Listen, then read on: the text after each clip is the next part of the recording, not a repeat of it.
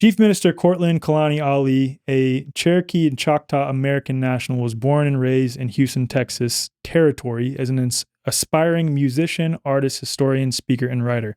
He's also known as Brotha Truth. So when I say Brotha Truth for the rest of this, that's I'm referring to him. This brother sitting across from me right now. Yeah. After attending school in Mississippi, he was intrigued by Aboriginal studies, heritage, law, and creating businesses focused on community development and outreach. Brotha Truth's Anglo-Saxon heritage can be traced back to, how do you pronounce that? Gloucestershire. Gloucestershire. That was a good British accent, man. Yeah. England, where his family held a family seat as lords of the manor. Okay. Yeah. Well, I know we're going to be getting into a lot of English history during this. Yes, this is going to be an English history lesson for sure. Sir. But before he clicked record, he started going into how you got into law in the first place. And I was like, no, save it. So I like to have the authentic feedback with my guests. So yeah, man, just tell me about you to start and how you got into law. Man, well, that's a wonderful question. I guess law, kind of like how we kind of discussed earlier off the camera, just kind of chose me, man. Just my life, I've been kind of living in the essence, unknowingly. And I guess the ancestors just kind of prepared me for when, as I got older. And I always joke with my mom because she named me Cortland, court of the land. And, she had no idea or anything like that when she created the name. But I was like, Mom, you created me perfectly through design, through the stars, everything, all the way down to the moment, the time, the astrology, numerology. When I was born, I was built and made for this and everything that I'm doing to be a leader, to guide my people and just guide the universe in law, and just growing up, I guess, I had grandfathers who were always in the church, who were always preachers. And for me, I guess, just kind of sitting in the back, always seeing my grandfather preach or seeing my uncles preach, it was kind of, I guess, moving to see how they could, electrify, the people in the audience and preaching, about worshiping God and all of those kind of things, man. So I think I was always attracted to that since I was younger. But I think now I just had a different message I wanted to preach because, I've just seen so many years of, my community and people who have, struggled and prayed for years. And it's like, okay, well, there got to be something deeper than that, right. And that's when I just kind of, went on my own route as I went off into college and kind of went off on my own journey. And that's kind of where I found myself. And that's when I started studying law, knowledge, heritage, everything about my tribe. And it's just crazy because my grandfather he was a preacher too, of a church. He was just, he used to always try to, throw it in my face when we were growing up. Be like, yeah, this is the land. But I was never really interested, crazily. And when he died in 2015, when he was on his deathbed, it was like, Cortland, don't let it go to waste. My father that came before me and he was just talking about, all the different people in our family who had laid the foundation. He was like, you all we got left, and from there, after he passed, the state tried to take his land, of course. And that's when, I watched a few YouTube videos and started grinding. And next thing you know, we were actually able to help save not only the 150 acres of land that was for my grandfather, but, that's what taught me the importance of trust planning, trust, estate planning, actually having your affairs in line. Because unfortunately, like many of my friends that, they had their ancestors and elders who had passed, they had to end up fighting for everything in court. And that was just one thing that my grandfather said before I died: don't let this happen, because we got a lot of kids in my family. My mom had 11 brothers and sisters, and he was just like, we don't want them to have to fight for anything. I want everything to be laid out. Setting the true estate for your family and keeping it. Yeah, right? Man. Right. So I was blessed, man, to come from that. And knowing that my great grandfather is the one who actually started, and he was born 100 years before me in 1888. But that was just one thing that he was so headsprung on, like, yo, we got to make sure that the family controls the land and the estate. So we can go down there to Louisiana right now, and actually in Ouachita Parish, the Ouachita Indians is at, and we have 150 acres, a whole parish. Our own little county, everything just for my family name. Mm-hmm. And yeah, now, man, it sparked me on my mission to help the world, because I was like, there's no reason why every other family in the world shouldn't be doing this exact same thing and being able to, reap the benefits of what their ancestors before them did. So, yeah, so I got here, brother. Amazing. That and probably some court cases running in the courts and laws when I was younger, but yeah, it just forced me to evolve and you know, come to everything head on, man. Amazing. That's Yes, amazing, man. Yes, sir. At what point did you start looking back into your Anglo-Saxon heritage, and how did you realize that? Oh man, that is that is a journey. Well, let me just say because it relates to what I'm going to set up here around common law, like English history, because it's important for really all the countries across the earth at this point. Because absolutely. I'll put it this way. From my understanding, everything is British commercial paper. Everything in the world. So we'll get to that. Hold that aside for a second. Yeah. How did you start researching your Anglo-Saxon heritage? Man, that's an incredible question, man. Because just growing up in our community, in our environment, we were always taught to look to Africa. Mm-hmm. Africa has everything in your heritage. And you know, just one thing about my grandfather, he was real big on just families and last names, you know, and whenever my grandfather would meet somebody, it'd be one of the first questions, where you from? What's your last name? You know, and when I actually started to take the time to do the research on the last names and the surname heritage, that's when I realized that, hold on, you know, all of these, I mean, the majority stem from Europe, you know, the British Isles, whether it was England, Scotland, Ireland, you know, I mean, some of my homeboys, you know, some of the hoodest of the hoodest brothers you could find. I'm like, oh, your last name is Johnson. Yeah. That comes from Gloucestershire too, or whatever. But you know, people will say that those are slave names. Yeah. And I know we're going to get into that too, because I was just talking to my older brother about that, because as I told you before we start click record, because his last name is Williams. And he was, and he's like, bro, my name is not a slave name. My family has had this land, his case, in Mississippi for potentially thousands and thousands of years. And they weren't slaves on a plantation. They were just doing indentured servitude with other people on the land. That's, man, come on. And if you even look back to the 1800s to see some of the dollar bills from back then, like the greenbacks and stuff, you can actually see some of us, you know, working the lands, and it wasn't slavery. We were just sharecroppers. Yeah. You know, so, oh man, the history of America has been so bent out of proportion. Yeah. And that's crazy. Your brother said that, because Williams, you know, just like White, my last name, are a very prominent last name, you know, in the Anglo-Saxon heritage. So, I mean, it's just crazy to think that so many of us, you know, have been taught and raised to think that we came from slavery, you know, and I think that's just all a part of, you know, the confusion and the agenda to keep us all kind of at war with each other, because many of us share the same family houses. Yeah. We have the same last names. And it was never really so much about color. It was more so about your family, you know, and national heritage. So, you know, man, once I kind of woke up to that, you know, and just started researching my mom's last name, my dad's last name, there was really no connections back to Africa. And I was like, but wait, our whole life we've been taught we were Afrikaners. We were Africans, you know. But, you know, that's when I started really doing more research, only to find out that, hold on, you know, my mother and American heritage is here with Cherokee. And then, you know, my surname heritage stretches all the way back to Gloucestershire, where we have castles and actual manors that we ran. You know, and that's why I was like, whoa, okay, so maybe we need to do a little bit more research. And that's, you know, as we'll talk about here later, when I started figuring out that, you know, melanated people didn't just come here on slave boats. We actually came on boats from Europe, you know, coming here to take land and do everything else through enterprises, man. So what I always like to tell people, man, before we've been going forth, this is much deeper than race.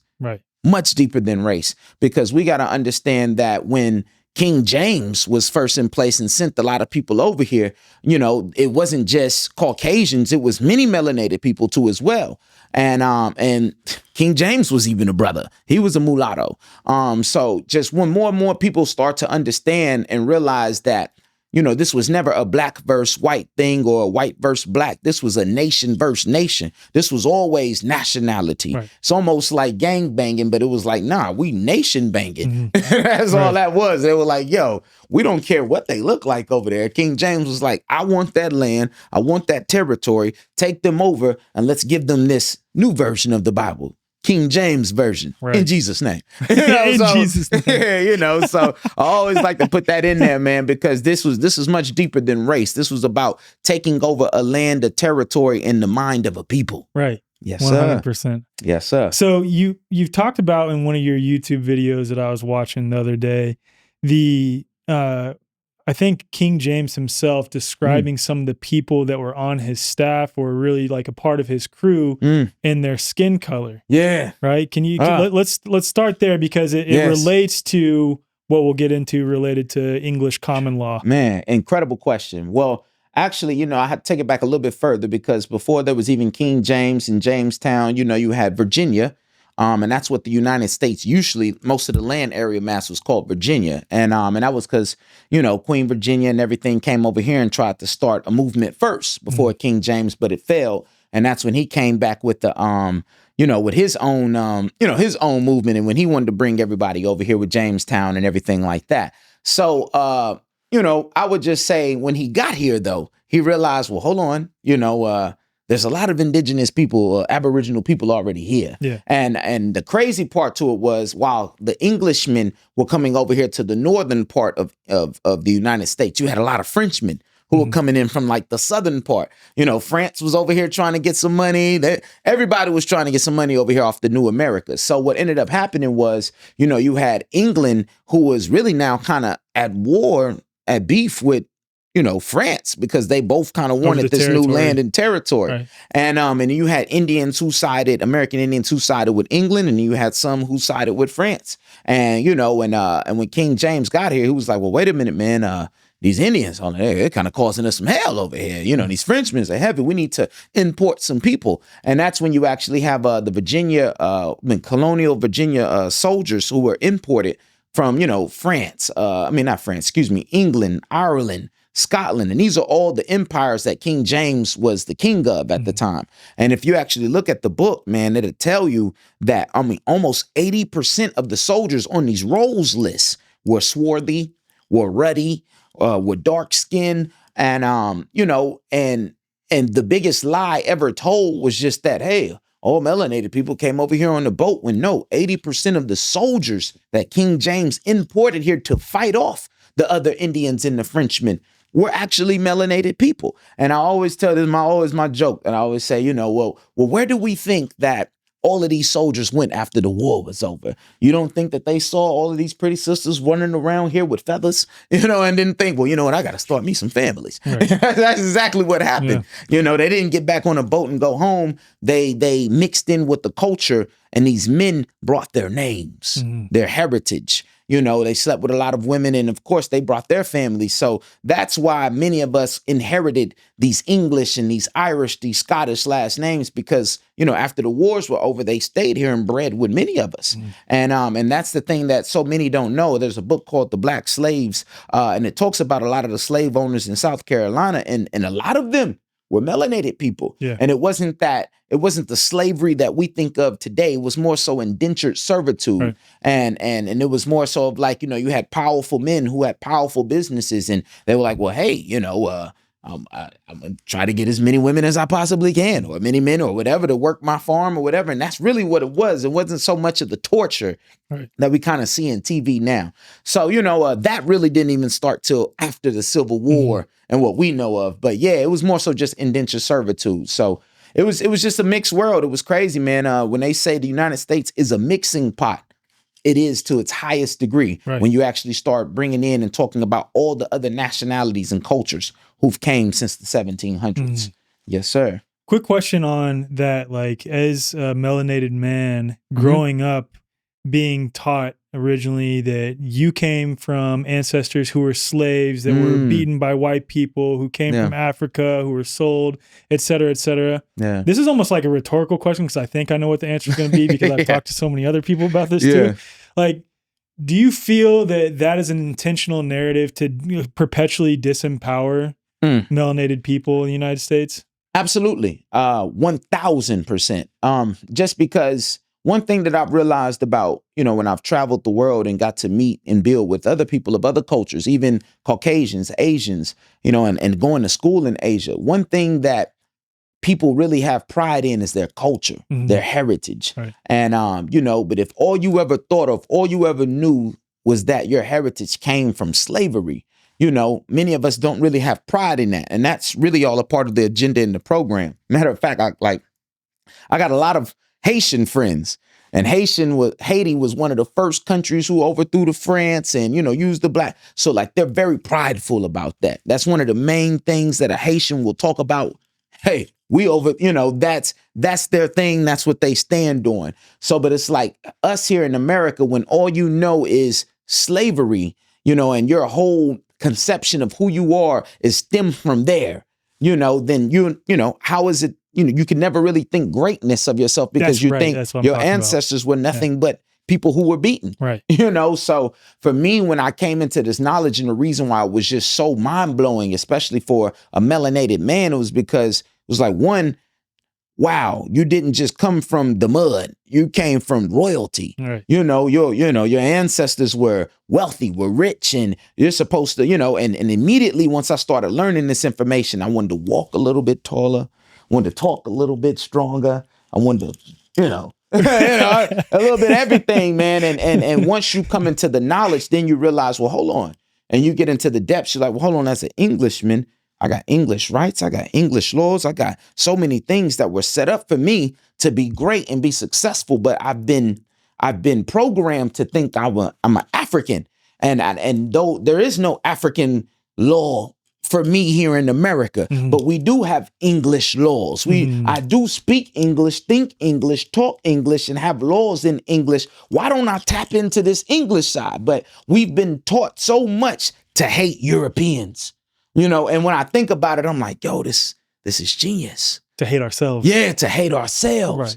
Right. This is the most genius conception of a plan that I've ever seen, because it's like, yo, as long as we can make them hate themselves and not want to connect back to their heritage and really their connections to land and territory, then we can control everything. As long as we make them think they're from Africa, we'll control all their grandmother's lands. Right. And I'm just like, damn, so when I took the time to really understand the chess game being played, it's mind blowing, bro. It's mind blowing because we're literally centuries behind, while, the people, the powers to be, shall I say, have already planned ahead for the next 100 years already. And we're still just trying to catch up. So yeah, man, that's one of the things I'm real big on is really, because it's like, I have no problem with teaching the world culture and teaching them knowledge and teaching them history, teaching them law. But it's like, I still got to make sure that I come back and take care of my community, because I know there was like an extra veil that was put on them to make sure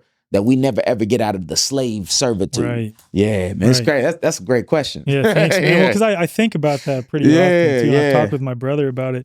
The other thing I want to get into before I get into the Magna Carta and the Bill of Rights and how that all came from England, how it's over here, it's really across the world at this point, is the difference between American Indians and the Aboriginal people. Wow. As you understand it. Yeah.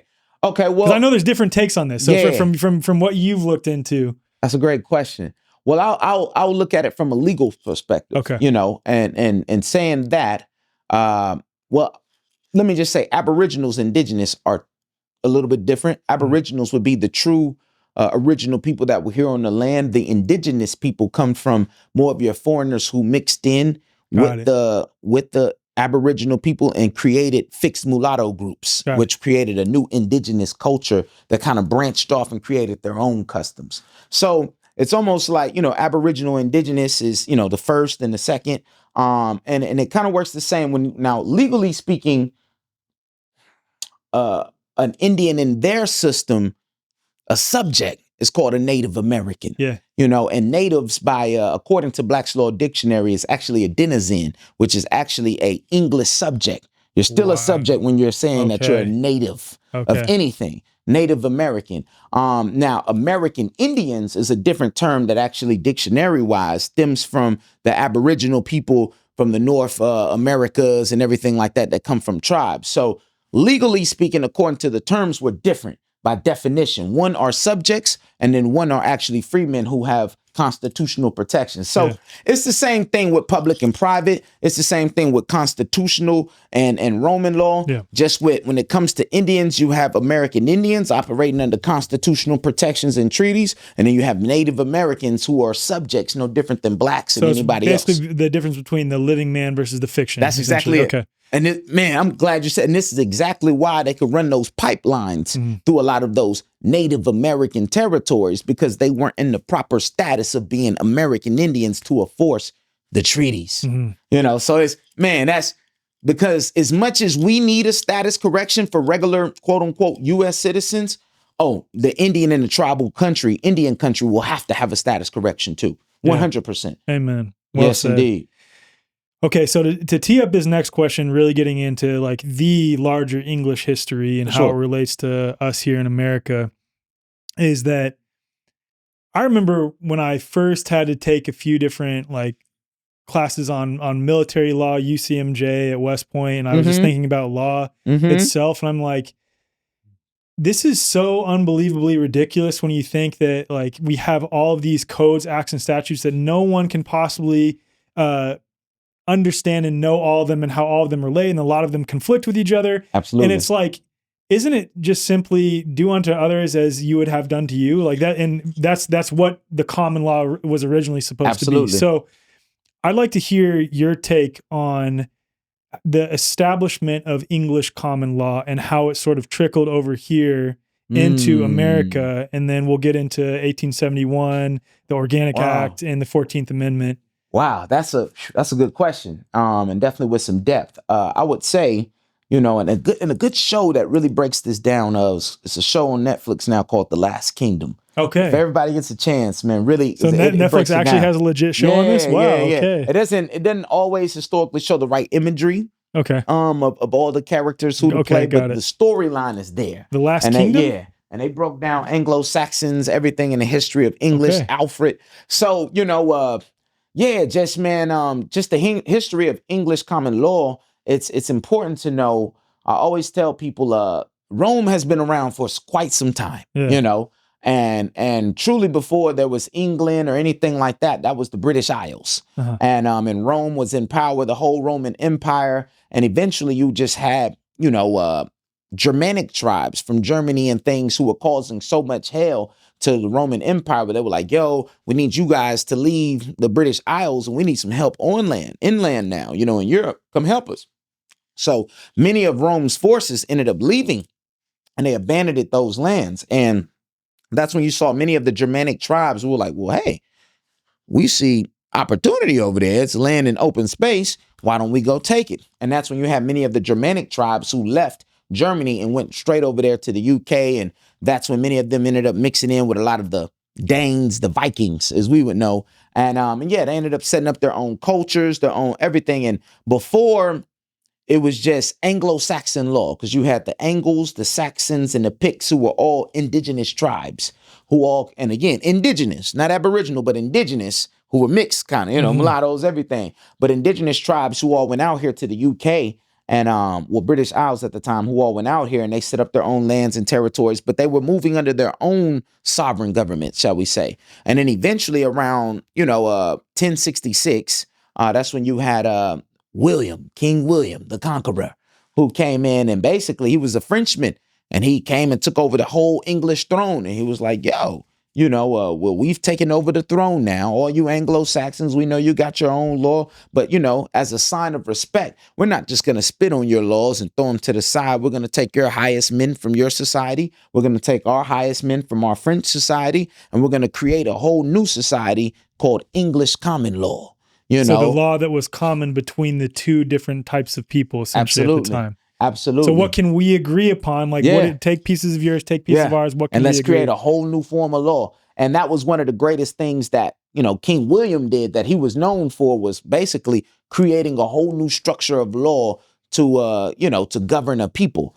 And that was just one thing that changed the game for them. So, after King William did that, and that's when he, over time started, implementing different kind of court systems. Okay, well, the Anglo-Saxons and indigenous people, you all will have the lower courts, but we are the king, we are the higher court. So basically we're going to establish higher courts that can always supersede those lower courts. When you can't get what you want there, you can come talk to us about English common law, you know, and we'll be able to get you a remedy from there. So, you know, just going back into the times in the history, he's the one that put a lot of things in place of what we actually still are living in today, English common law. And really, this was just laws for the common people that we all shared in common. That was it. And not to even go off a little bit, but I was just, you know, crazy. I happened to see on Netflix the other day. I'm always checking them out, but they had the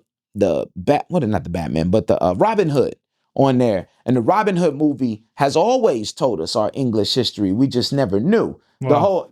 Because, you know, even in that movie there with Jamie Foxx and everything in the latest Robin Hood, the Robin is actually a baron, right? He was a wealthy man in the community. And he was like, yo, I'm tired of seeing my Englishmen getting treated like this. Let me put on this hood and this mask. And now I'm going to be the man to come and save them against the king and make them do what I need. So the exact same way that the Englishmen forced King John at the time to sign the Magna Carta because they were being taxed was exactly who Robin Hood was. Wow. He was a baron saying, yo, I'm tired of being taxed. So now I'm going to fight the king and we're going to basically, quote unquote, make them sign the Magna Carta.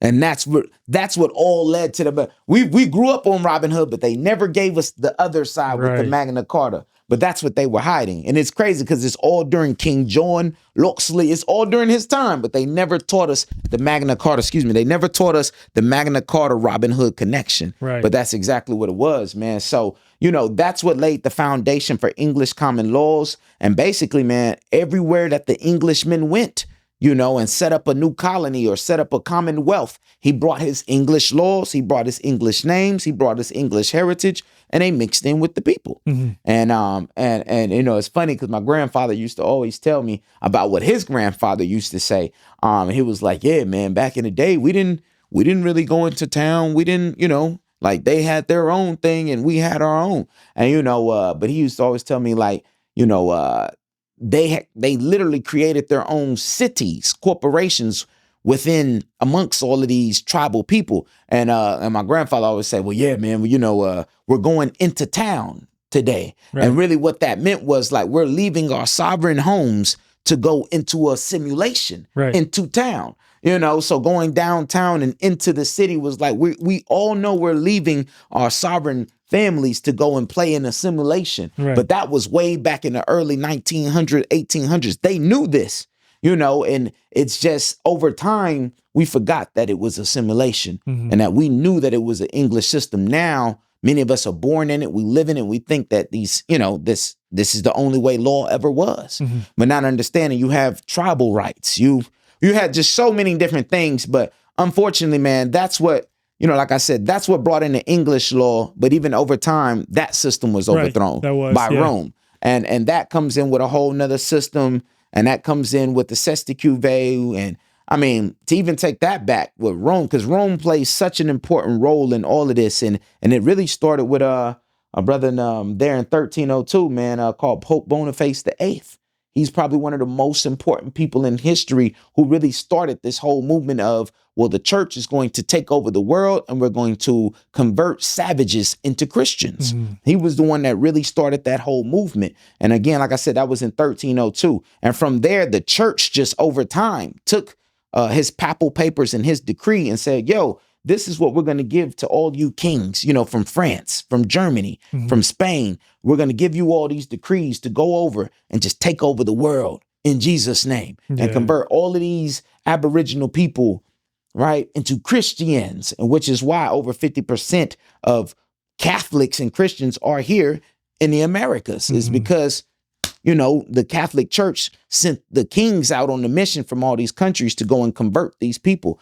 And eventually, sure enough, you know, the Catholics in England have always kind of been at a war, you know, and around 1707. Catholics and Protestants. Yeah, Catholics, Protestants. Right. And eventually, you know, Queen Anne lost the throne in England. And then that's when, you know, they brought in a German king who was backed by the Pope.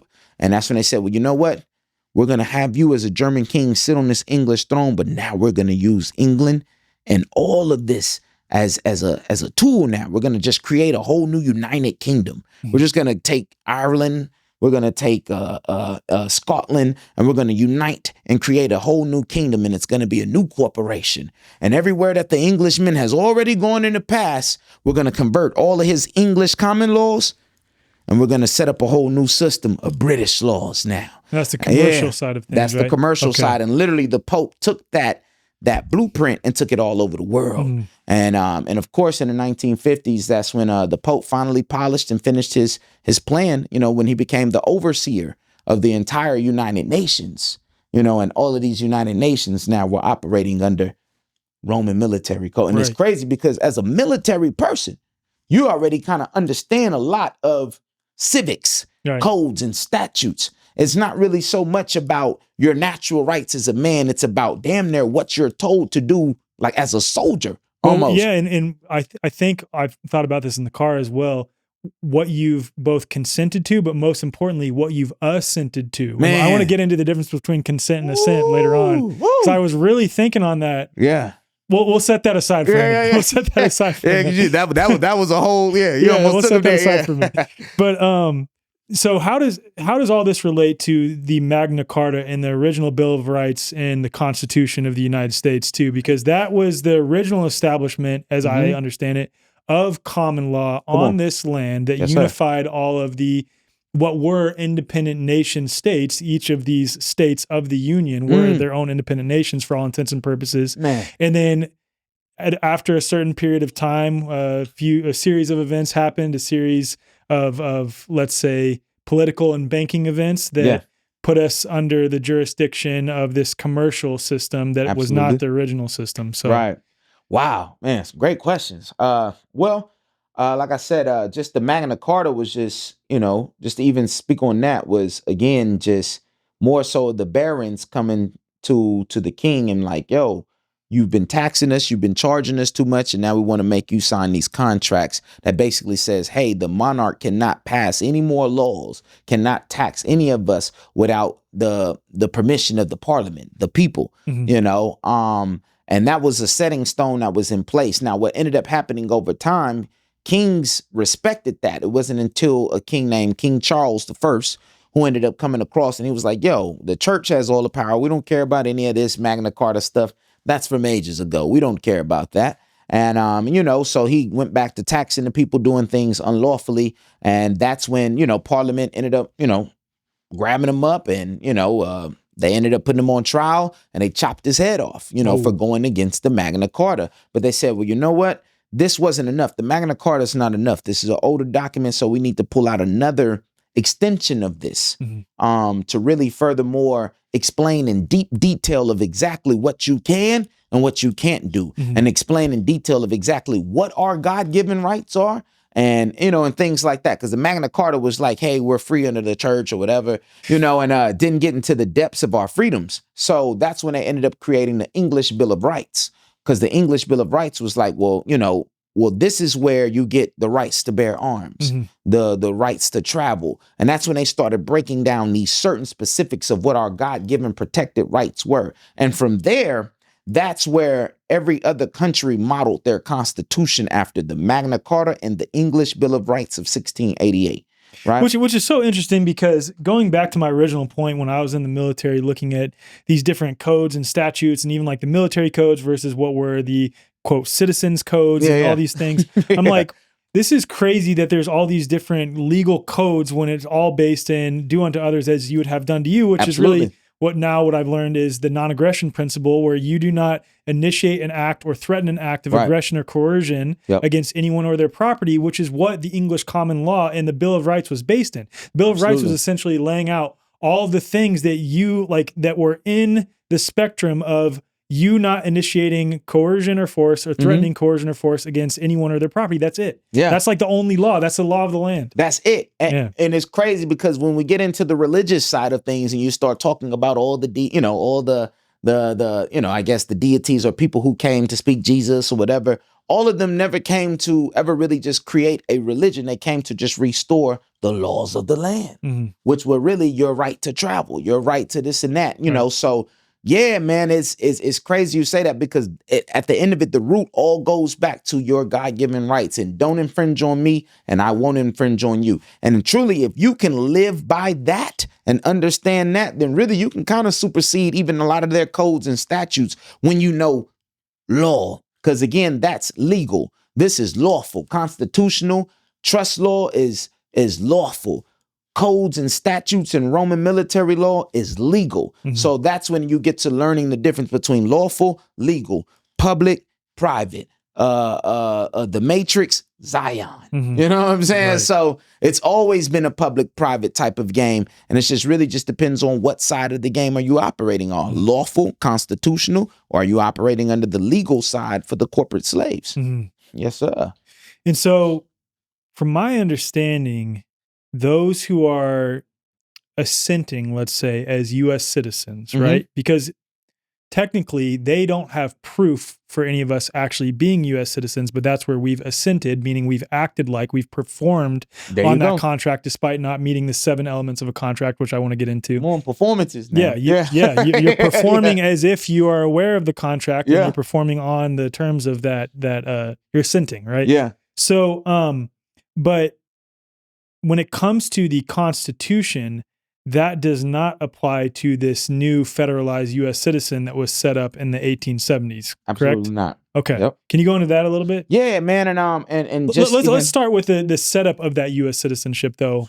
Man, with the 14th Amendment. Great. Well, man, if that's the case, you really kind of go back to the 1700s. Yeah, and we got to go back to the very first central bank. Okay. Because we think that the Federal Reserve Bank, in the 1900s, no, they had 2 more that came before then. Oh, really? Yeah, and the first one was in like 1791 in like Philadelphia. And they had a central bank, and the Rothschilds came here and they were like, yo, we want to start loaning out money, and making money off of loans and things like that. So they set up a central bank, and many of the presidents and many of the government really was kind of shaky about it. What year was that again? 1791. But, so this is so interesting because who was I talking to the other day? My friend, actually, I was talking to Simon the other day. And I asked him, I said, from your perspective, because he grew up in the UK, did you learn that England purchased the debt of the United States in order to basically reclaim ownership of or authority over the United States? When most Americans are taught, and maybe this is true to some degree, that in 1776 we gained independence from England, but then just after that, England regained authority over us again. Through liens. Yeah. And that's crazy because, they loaned us money in the 1700s. That's where the whole central bank and everything gave us loans. King George, that was like his main thing. He was like, okay, you guys maybe have won this Declaration of Independence in this little mini war, this little mini battle, but I'm going to win the war because I already know eventually before you all, because we just got done battling. You really need money now to grow as a country. You've been fighting us for all these years. So it's okay. You're going to come back to daddy anyway. So 1791, that's when they passed, they had the central bank and everything like that. And eventually, they gave them like a 20-year deal. The government was like, we're going to see how this goes. We're going to see how this plays out. We'll see. So after the 20-year deal went by, from 1791 to 1801 to 1811, and after that was over, we were like, United States was like, nah, man, we see what you guys are trying to do. You foreigners are coming in here trying to make money off of liens, all this kind of stuff. So they were like, nah, we don't want to extend your central bank here. And that's when the Rothschilds were like, yeah, bet. Well, we're going to bring war. And that's where the actual War of 1814 or 15, something like that. 1812, War of 1812. War of 1812. There you go. And that's when they came through and burnt the White House down. Right. And they came through and did all kind of stuff. But really, this was all behind the Rothschilds. And you were saying that we couldn't have our central bank. So what happened right after that? They gave another central bank. And they were like, all right, we don't want y'all whooping our ass like this. We're going to give you guys another central bank. So they gave them another 20-year deal. And, and Andrew Jackson. This when Andrew Jackson came along and he was the one that was fighting against the Rothschilds. So when he became president, he was like, you know what? During his last term, he was like, no, man, we're not extending this. This is going to be it. And we're not going to do any more central banks after this. And, so he ended up cutting it off after him. And that's when the Rothschilds were like, okay, well, now we got to come up with another creative way to get back into here, into the America. So anyway, Civil War comes in. Boom. This whole story was taught to us thinking that it was about slavery, and I'm not even going to really get into the depth. Well, yeah, I'm going to get into the depths of really what was going on with that. And that wasn't even a slavery thing, because really you had many of the North and the South, many of the Confederates were melanated people. You had a lot of American Indians who were fighting each other, because it was really about land and territory. Right. Whoever won, the North or the South, the Indians and whoever they were siding with was going to be able to take control. Mm-hmm. So being that the Confederates in the South lost, the North and who they were siding with, they became the new civilized tribes. Right. And they were the ones that got the land and the reservations. But all the other Indians, we just kicked them to the curb and kicked them to Indian country and said, y'all better find a way. Right. It made it smaller and smaller and smaller, like within Oklahoma. Yeah. So, yeah. Real quick on that. Yeah, go ahead. From my understanding, and I could be totally off on this, that maybe a tiny, tiny, tiny piece of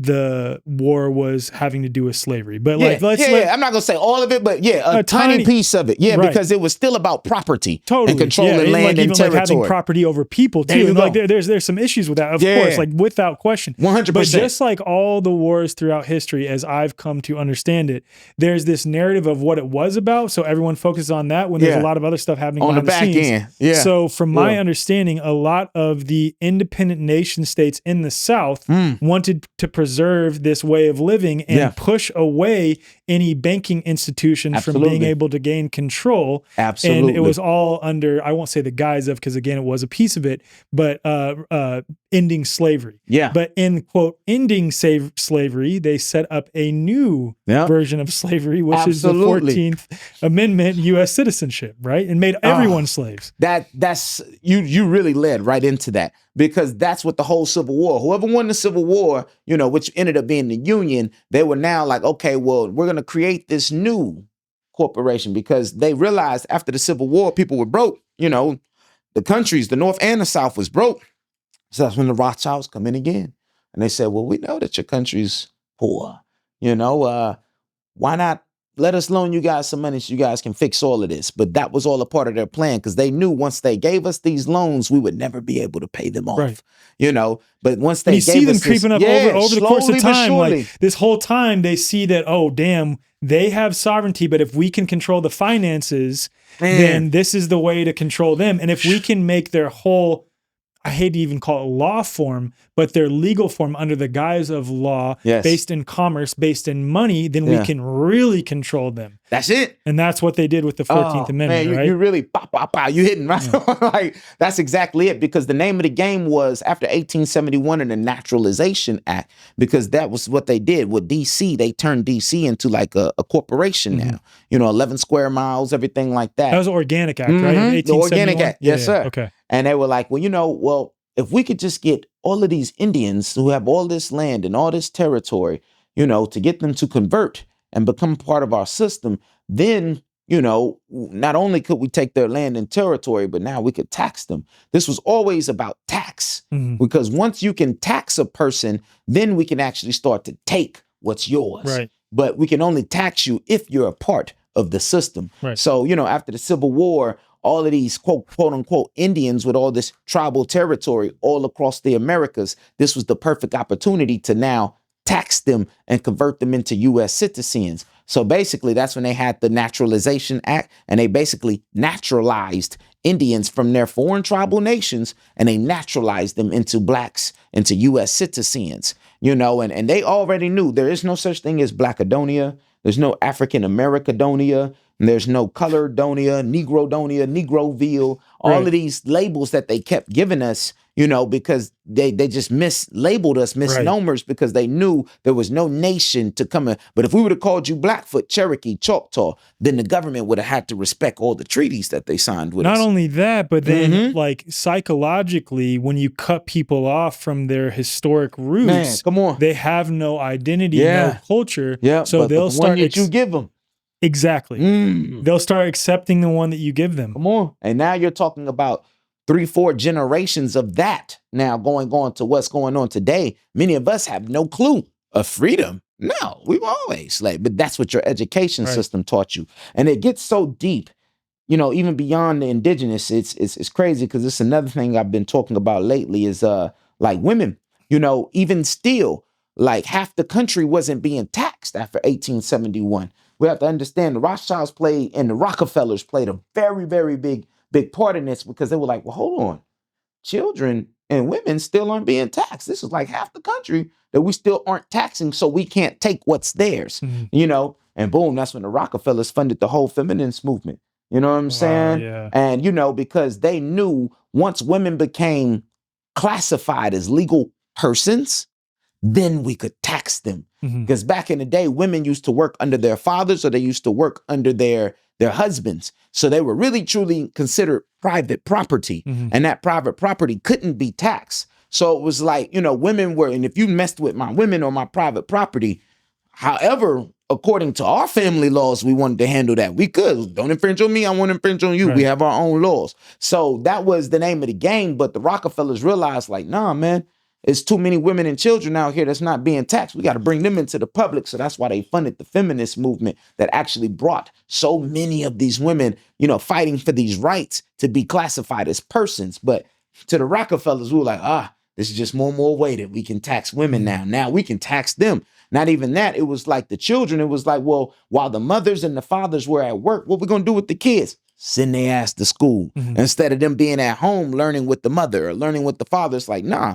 And sure enough, we pay taxes on kids and going to school now too. So they found so many lucrative, creative ways to tax the family. Right. And what this was all about, it wasn't even just about taking the Indians' land. It was about breaking the family and having control. The government wants to be your family. You know what I'm saying? And that's why they marry. Wants to be mommy and daddy. Wants to be the protective security and wants to be they don't actually protectors give security, but they want to pretend that they are. And then they want to pretend that they're nourishing you and providing for you when they're just making you abide by this perpetual victim mentality the whole time, right? So, that's the game. The Rockefellers, Rothschilds, all them, UK, the Pope, when they came in 1871, it wasn't just to take tribal land. It was to take the land of the people, by being able to tax as many of them as they could. And that's exactly what we have today.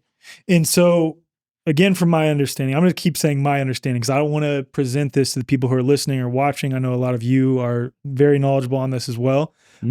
This is just as I've come to understand it. Absolutely. So we have this new jurisdiction set up by way of the 14th Amendment and some other things that happened, like the Emergency Banking Act, like the Maternity Act, which gave way to the birth certificate. Come on. Erie Railroad versus Tompkins, which did away with common law at the federal level. There's a lot of different things that happened in various court cases under this commercial jurisdiction. Absolutely. But all that being said, we still have this original jurisdiction that was set up that exists, that has never been repealed or revoked in any way, which we can fall back into. And even more so for a lot of people, especially melanated people, you have your different tribal jurisdictions that you can fall back into. Come on. Yeah. So that's the one thing I haven't heard you talk about in some of the videos I've watched so far of you is the tribal jurisdiction thing as much. I know you do cover it, but let's start there. Man, great questions. Well, there's just different forms of law.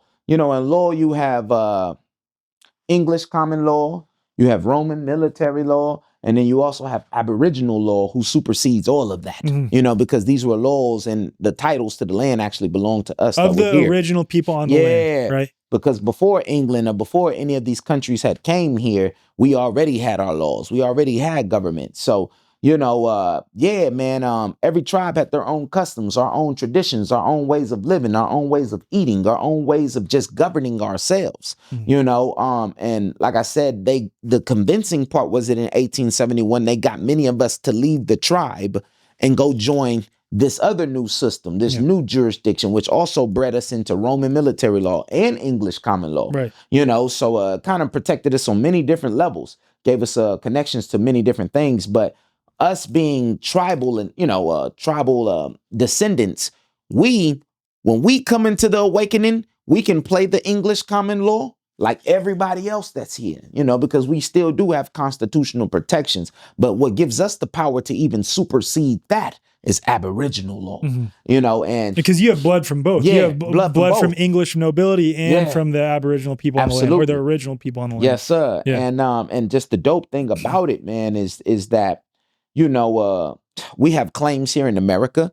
when we go back to our tribal rights that come before the U.S. or the English government or anything. And then even with our surname heritage, we can go back over there to Europe and play the exact same game with the land claims. And, crazily, it's many of us here in America that got castles over there in Europe and have no clue or connection to it just because we're all focused on Africa or whatever, man. And even people like yourself that might not even be in tune or whatever with the European side of their heritage. Right. You all have castles. I mean, literally hundreds and thousands of castles over here. There's something to be said about the feeling of going to the land of your ancestors and like being there. Have you done that going to England? I went to London, man, England this year. And I mean, every single time that I step foot in Europe, I just started getting downloads out of this world. That's how it was for me. I'm Serbian, and I went to Serbia for the first time. Yeah. And I'm like a Serbian libertarian anarcho-capitalist, right? And I spoke at a Serbian anarcho-capitalist event in Serbia. How was that? Dude. It was incredible. Just being in the land of my ancestors, man. It was like, and maybe I had the confirmation bias to know because I already know I'm Serbian, but I was like, telling my wife, like, I want to get a second house here eventually. Like, I feel at home here. I feel at home. And what I do like about most Serbians is that they're pretty like anti-authority, anti-government. And I'm like, well, that makes sense of why I've always been this way. So, real talk. I know some Serbians too. Hard-nosed Serbians. Yeah. Well, I would definitely say when you go back to your, where your ancestors are really from, I think it's kind of natural that you have these feelings, these downloads. But again, this is why they've always kind of, sent many of us from the melanated culture to Africa, just because you don't have any surname really heritage there. You don't really have your tribal heritage there. So it's like, to constantly keep these people just going in circles all day. Right. Just send them out somewhere in Africa. And that's why if you ask a typical black person, like, yeah, man, where your ancestors from? Africa? What part?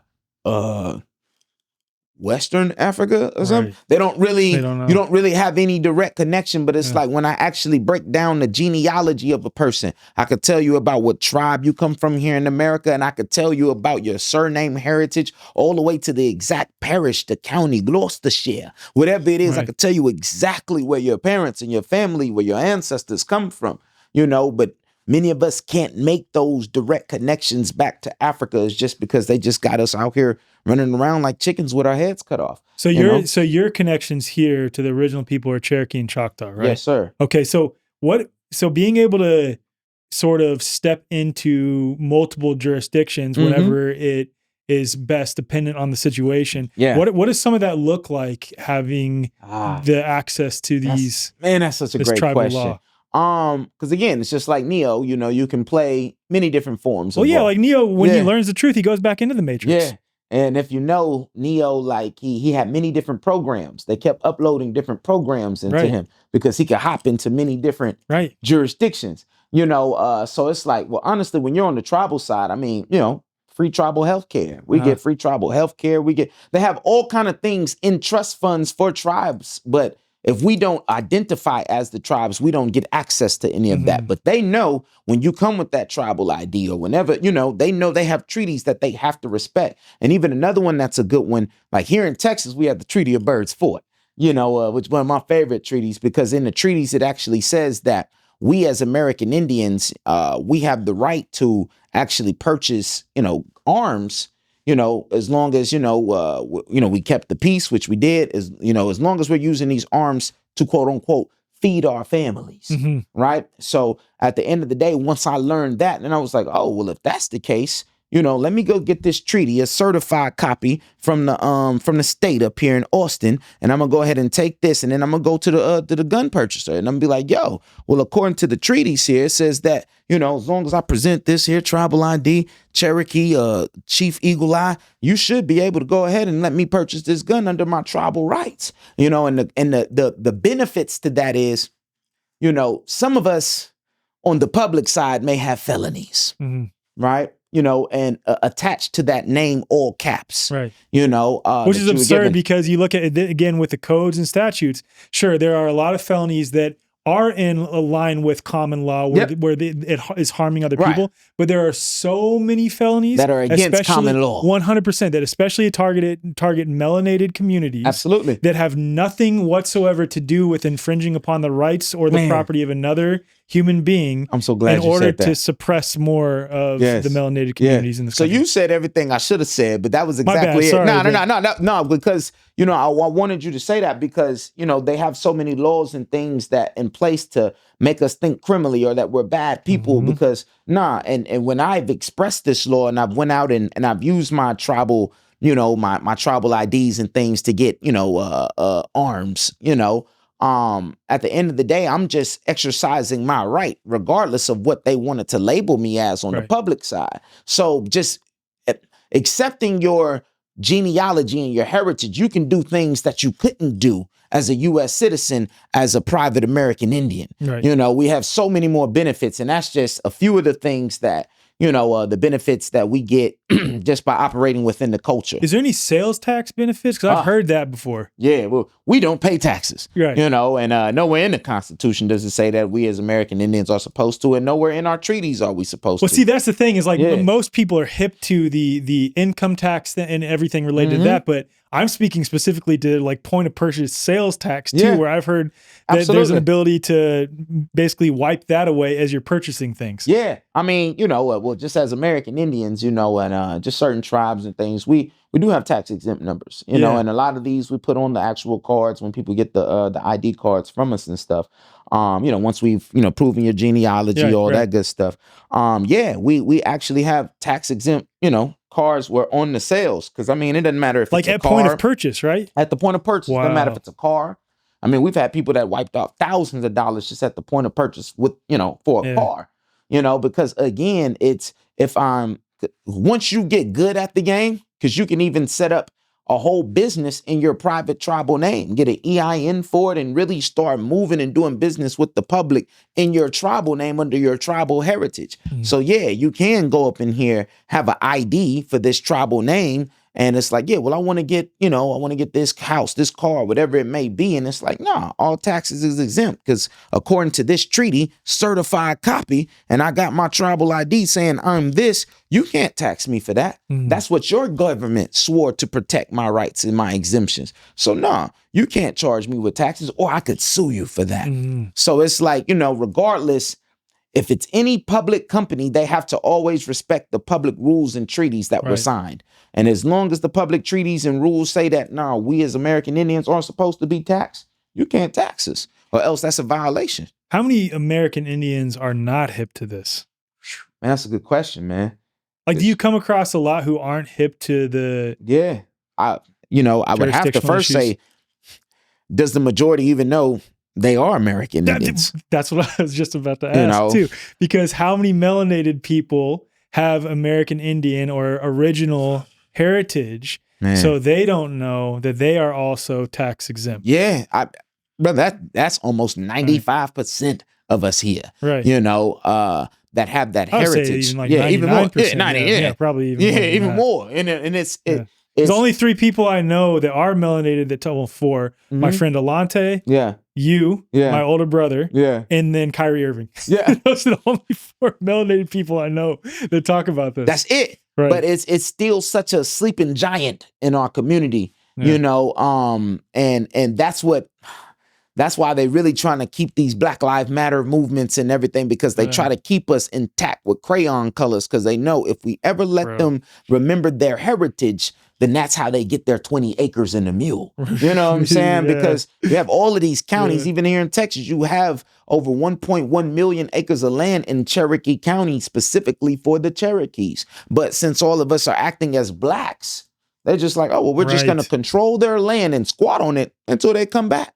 You know, until they remember who they are. Yeah. So it's the biggest mind effery game ever. You know what I'm saying? And it's just crazy because, you know, even when we do wake up, we won't even be able to get mad and want to throw fits because it's like, nah, we told you who you were. And everything was already documented. You just never looked at it. You just chose to go with the education we taught you in school instead of doing your own self-education. And that's why, I've come to realize when I do want to assert myself, as an American Indian, whether it's in a traffic stop or whatever it may be, as soon as I do it, they'll be like, all right, so you have a good day. Enjoy yourself. It's just because they already know, we know that you all have the right to do all of these things and assert your benefits and your rights. But did you know? Yeah. And if you don't, ignorance of the law is no excuse, and I'm going to whoop your ass for it every time. Exactly. I got a little lit right there, but that's how they be. You know what I'm saying? For sure, man.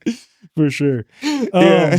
So the next thing I want to touch on, because that was sufficient for me to cover at least the basics of the difference between tribal and like some of the benefits that you get there. Yeah.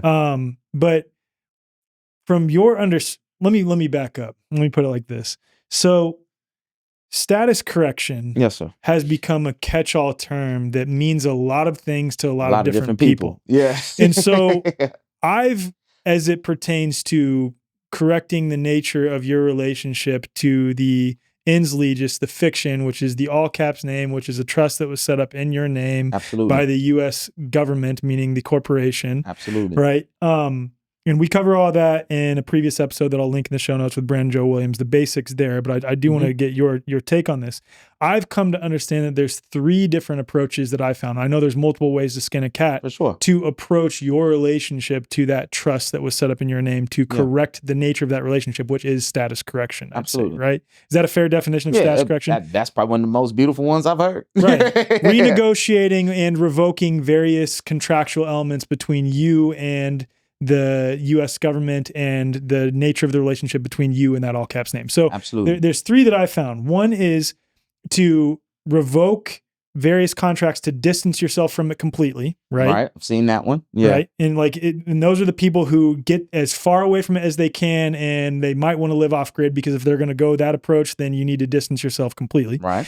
Then there's the other way that you recognize that as it was set up, you are in one role, the beneficiary. Right. So you can act as the beneficiary of that or as the agent of that trust. Absolutely. Right? And then the third is and there's different schools of thoughts on this, acting as the grantor position. And some would argue that we were never the grantor. And some would say that by giving our energy into the trust as babies, we were in a sense the grantor. So we were both grantor and beneficiary. It's revoking title to the all caps name. Okay. And so basically saying, as the grantor here, hey trustee, meaning hey agents of the state. Yeah. Hey Secretary of the Treasury. Right. And hey US AG, you have not upheld your fiduciary responsibility as trustee. So I'm going to revoke title to this all caps name and put it somewhere else and set up a new trust using this all caps name, copyright it, et cetera, et cetera. And so those are the 3 ways that I've come across. Yeah. And 2 and 3 were almost one and the same to a degree, but I explained a little bit differently. Yeah. I mean, and all 3 of those are... Correct me anywhere I was wrong on that, please. Yeah, all 3 of those are pretty much justifiable. Just depends on what one's perception is and how they're choosing to assert or play the game. Me personally, I choose probably number 2. When you start really kind of getting more into the trust law of things and knowing and understanding your powers as the beneficiary. Especially when you start talking about cestui trust and all of that kind of stuff. The trust law is what's going to, for me, trust law goes back to God's law, which is going to be the law that supersedes all, whether we're talking about consumer law, Aboriginal, so trust law to me, and how you explained it with the second demonstration is the one I usually like to sit with nowadays, knowing that we're the beneficiary. Agent. Yeah. Because depending on the circumstance, right? Like sometimes you want to act as the role of the beneficiary. Right. Sometimes you're just like, no, I'm the agent of this trust that was set up. Perfect example, because again, the name all caps is truly, it represents a principle.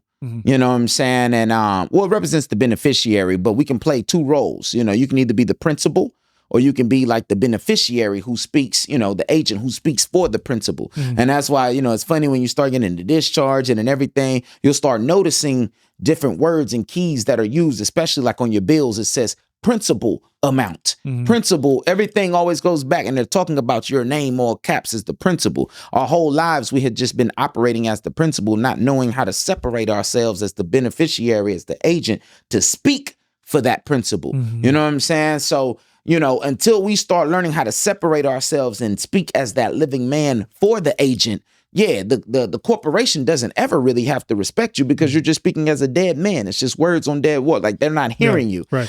So like the greatest example I tell my friends is, we have seen the NFL, MLB, the NBA our whole lives. We know that there's always players in the game, and your name all caps is players in the game. Mm-hmm. But who is the person who's speaking for that player in the game? Mm-hmm. The agent. You always have to have an agent. That's who handles your business deals. That's who, and once we can start looking at ourselves as a business in the game, no different than LeBron. He's really a business in the NBA. Mm-hmm. You know what I'm saying? Then we can start learning how to say, okay, we know who the player is. Now we need to start setting ourselves up as the agent. Mm-hmm. And I think once people can have that separation mentally, this game becomes 10 times easier. Mm-hmm. You know what I'm saying? We just make this hard because we believe that we are the name all caps our whole life. No, we are this driver's license. This is me. And it's like, no, that's a business. Like we know if we go down to the county now and start a DBA, a LLC, and create a business, we mentally know that that is a whole separate entity from me. And that's how you have to understand. And that's how you have to do that this all caps name is a separate entity. It's not referring to you, but they trick us into think it is referring to us. Yes, sir. And it's just a business that was always connected to us, but we never took the administrative control over to say, I want to actually use this business to my benefit. Mm-hmm. You know what I'm saying? And that's all really the status correction is waking up and realizing I'm not the name all caps, but I'm here to control the name all caps. It already has credit attached to it. It already has everything. It's a whole business, man. So, once I learned that, it was like, oh, well, let me put my business hat on and let me start using this estate as a business, and once I did that, man, my whole life changed. And that's when I realized, okay, let me start speaking as the beneficiary. Let me start really understanding trust relationships. Mm-hmm. And that what kind of leads into the ceste cuvee. Once people understand trust relationships, discharging, everything else comes easy.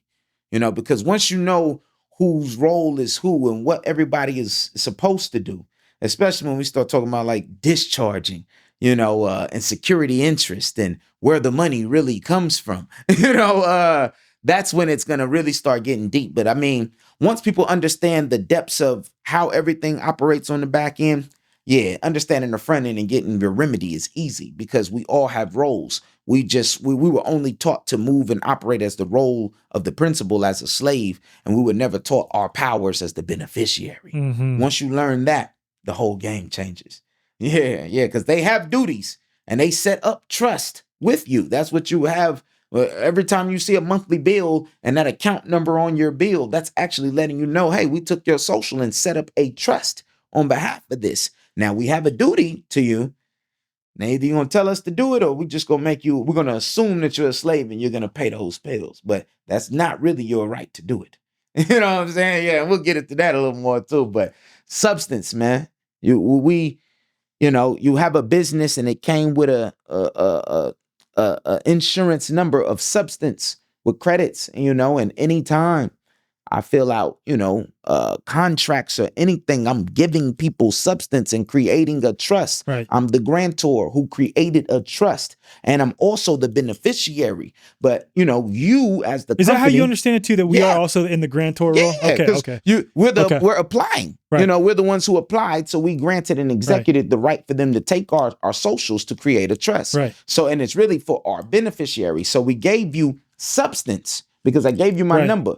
Now, in return, you were supposed to give me substance. Right. Because I really, according to 15 USC 1602I, anytime I sign that contract, I'm the one that's extending the credit. Right. I'm the natural person. Right. And really what's happening is it's like, well, you all are the trustee. And how do you get paid? Where does the money even come from? Right. You're talking about the public trustees in this case, right? Yeah, exactly. And it's like and that's when I realized public trustees, for those who are confused, are agents of the state. We're talking about agents and representatives of the state. When we say trustees. And what I realized was anytime that we fill out like an application and we give that social, we're giving interest to somebody. Mm-hmm. And what that means is like, I gave you substance. So I gave you all access to my credit. So it really happens to them. They got this security instrument. Let's say you go buy a car and I put my social and my signature on the car. Basically, once they take this security instrument, they can do something called securitization, and they can flip it times 10. So regardless, they're going to get their money as soon as you sign that, Right. By your signature, you are creating the credit right there. There you go. You're creating the credit. And we know as the company, how we get paid is we're going to take this security instrument and we're going to flip it on the market times 10. In nearly all cases with modern health systems, you're waiting months for appointments only to spend a mere 10 minutes with a doctor who quickly hands out a generic diagnosis that is likely rooted in a total misunderstanding of health and causes, and then you're offered a one-size-fits-all medication or invasive treatments with unpleasant side effects. If this sounds all too familiar, consider a different approach with the New Biology Clinic, founded by Dr. Tom Cowan, a respected natural health doctor, author, and speaker. Dr. Cowan's holistic perspective on health and wellness and a deep understanding of the true nature of health and disease sets this clinic apart. With the New Biology Clinic, it's not about quick fixes and suppressing symptoms. The practitioners take time to understand your unique story, recognizing that health is unique to the individual and that illnesses have a variety of causes, physically and metaphysically. Members of the New Biology Clinic enjoy a flat monthly fee that includes a range of valuable services like health consults as needed, practitioner-led live streams on diverse health topics, access to a members-only resource library, and multiple live group sessions every month. These sessions cover fitness, breathing integration, biofield tuning, guided meditation, EFT tapping, and much more.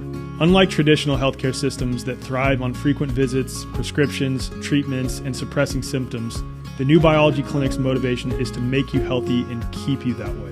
Visit newbiologyclinic.com to learn more and use code THEWAYFORWARD for $50 off your account activation. If you're a member of The Way Forward, email hello@thewayforward.com to receive $150 off your account activation. Your journey to genuine healing begins here. Just even talking about security instruments and, really just how the whole system flows and the money and discharging. Because I think once people understand this and when it, again, relates to trust law, it'd be much easier for people to get their remedies. So basically, I put it like this. Discharging always comes with security interest, and I like to think of it in three parties. Let's say I loan you $100, right? And let's say I say, hey, you don't have to pay me back today, but whenever you can, cool. But until you do, I'm just going to just keep gaining interest, right? And the more and more you're going to owe me. So, the name of the game is my good brother, Nine Ether, always told me this. If somebody owes you, you can never be broke. And we live in a debt wealth society. And by that, it means like, if you owe me $100, let's say I go out here and I go and buy a new pair of shoes for $50. Instead of me using my hard-earned cash to pay for that $50, I'm gonna be like, nah, send the bill to my brother Alec over here. He owes me $100 plus interest, so he's going to pay for that bill. And, I'm just going to take my product. You know what I'm saying? So, because I have interest in you. Right. So basically, when you were born, your mother gave up a very important product to the system. She invested you into the system in return for an estate, and knowing that, because a lot of times we got to understand that when we are born into their system, we're given this security instrument. Yeah. Birth certificate. Yeah. And it's called the future labor interest deposit, right? Come on now. Yeah. You're getting it. Yeah. Now, boom. So now they take this security instrument and they put it on the stock market and it gains value. Mind you, right? When your mother gave you up as a child as property of the state owes us now, right? We have security interest in them, right? So now when you took my birth certificate and it keeps gaining more and more interest and value, now you got to start asking the question, well, you owe me, because there is no money. Just know that this all comes down to performances and balance in the books. Forget money. There is no gold or silver. It's just performances and balance in the books. So once I really started understanding that, and I realized that, hold on, my mom birthed me into this system. I was a gift to them, and they owed us now on behalf of that. Now I understand why when we say discharging, really it's about, if I have a bill and I was able to use this, let's say, all right, so in return, the government gave you an estate and they said, hey, anytime you use this number, we got you. Because according to law, we are your constitutors. Mm-hmm. And by definition, constitutors means someone who's pays the debt of another. So once I started even putting two and two together, I'm like, hold on, you're my constitutor.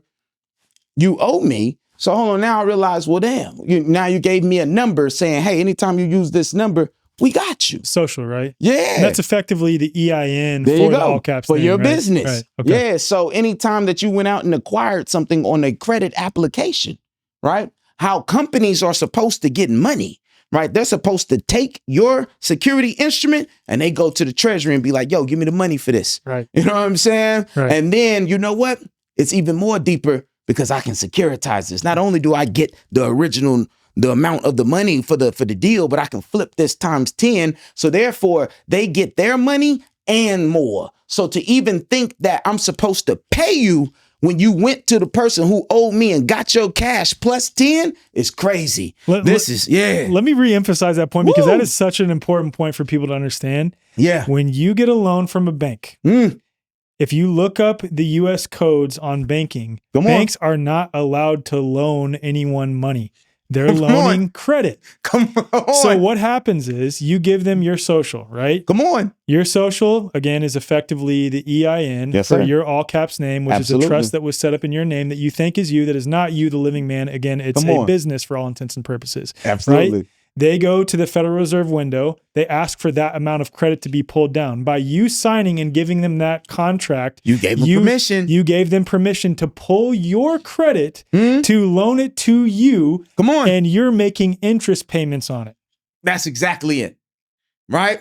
So when you understand that, to even come to me saying that I still owe you, when I know you went to the person who owes me times 10. And you went and got that money, then have the nerve to come back to me and be like, yo, you still owe me. Right. That's crazy. With interest, too. With interest. Yeah. Right? Like, that's rape on all forms. That's when I started to realize, well, okay, well, if that's the case, you know what? If y'all say I still owe you for this car, bet I'm going to bring this car back tomorrow. Because I said, because when you look up the definition of cestui trust, you'll realize that we as the beneficiaries, we have all the profits and we're supposed to have all the right to the property and the equitable right to the profits and all these kind of good things. So if that's the case, once I realized that, I'm like, well, hold on. If the car costs $50,000, but yet you flipped it for $500,000, well, I'm going to just bring my car back. And you know what? You can keep your $50,000, but I want all the profits you made because I'm the beneficiary. No way you could benefit off of my name and my social, right? And then flip and make, all these extra thousands of dollars and I didn't get that money. You're being a bad trustee. Yeah, you're being a bad trustee. Right. So at that point, it's either I can bring back this car and y'all give me all the interest because that interest is 10 times the amount of that vehicle. Forget the vehicle. I want all the interest. When you start coming at them talking about, oh, well, pay me the interest, man. I'll bring you back your car. They're like, oh, wait a minute. We'll go ahead and work. They'll find ways to work it out because they know they're going to owe you 10 times more because they really stole all your profits. All that extra money that they made off of that original note times the value of the note. It's like they're cashing in. So that's when I realized, like, no way ever again will I pay another bill for something that I know you already profited off of 10 times more. Yeah. And once I knew that and started talking to companies as the beneficiary, started addressing them as the trustees and started assigning them with their duties, the whole conversation changed. They started treating me differently. Oh, well, Mr. White, we can go ahead and apply those credits. I bet you can now. Because really what it comes down to is either I bring the car back or you're going to take my, security instruments that I send in and you're going to apply these credits to the principal account. Right. That's all that is. And that's why they really give you those credits down at the bottom of your bills. They're always in positive because we already know that the bill was already paid. Exactly. We just want to know if you're going to be a sucker to pay it again. Right. But all you really have to do is disconnect that at the bottom and write, some certain writing on there and say, yo, I want you to apply these credits to the principal balance. We already know that the credits are there. but y'all just trying to get extra money on the back end. I'm not here to pay a tax. I want you to apply these credits from the bottom of the bill and apply them to the principal balance. Stop playing with me, or else I'm going to take you to court for a breach of contract, because you are the trustee. You have a duty to me. Apply those credits. If you don't, you breached it. And if you don't, that's actually even fraud on their behalf. And the reason why I say it's fraud on their behalf, because now it's identity fraud. The reason why I say it's identity fraud, because they literally used your signature and your social to go to the bank and get money, but then yet they didn't want to perform. No way you can get your benefit, but yet when I told you who I am and directed you what to do, you didn't give me my benefit. Right. Now you're breaching the contract. Now, this is why I could take you to that chancery court every time, and the judge is going to say, well, hold on. We're not here to argue about money, argue about none of this. We just want to know, did you or did you not do your fiduciary duty? Right? And at the end of the day, if you got the money, but yet you didn't perform, you breached the contract and you frauded me. So yeah, once you start talking like that and actually present that evidence properly enough in your court case, many of these companies don't even want to go to court with you. They're going to settle with you outside of court. They just want to know, did you know how to structure your evidence, and did you even know the law? And we were just talking about this in the group today with Luke. It's like nowadays the days of companies rolling over because you just sent in a letter. I was just about to ask that next, because I see that across the board where, of course, there are people in the law space that make claims surrounding what they're able to do, that you get the vibe after some time, after you've been in it for a while, like, man, this dude doesn't know anything he's talking about.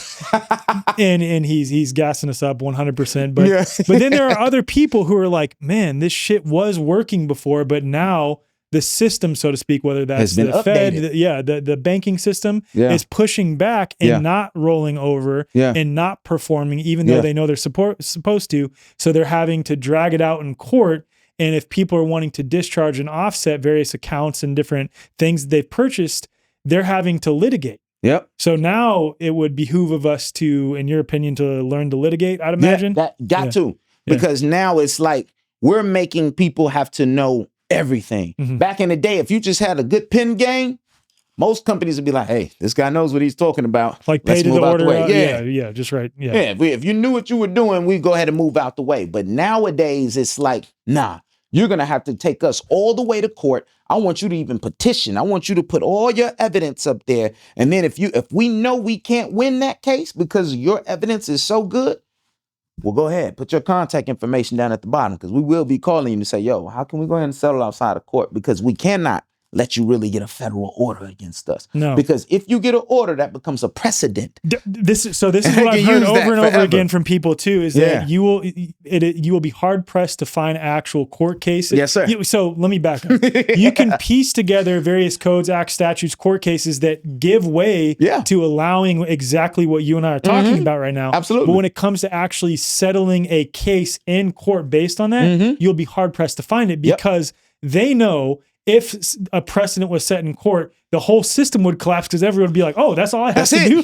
That's it. So they settle outside of court. And a lot of times I'd imagine that comes with an NDA, like, hey, we'll pay you, but you shut the fuck up. Yep. You shut the fuck up. You Absolutely. do not say shit. Yep. Because if you say shit, that our whole game, our whole ploy against you all collapses. Absolutely. And they don't want that to happen. Absolutely. And so here's my thought on this, because so we've already established, we're in agreement that it seems like it's becoming harder to discharge. And what I mean by that is that I firmly believe, as long as you dot your I's and cross your T's and you know what you're talking about, you will eventually win in court. But the problem is the system is pushing back and you are having to win in court. And I think this is why.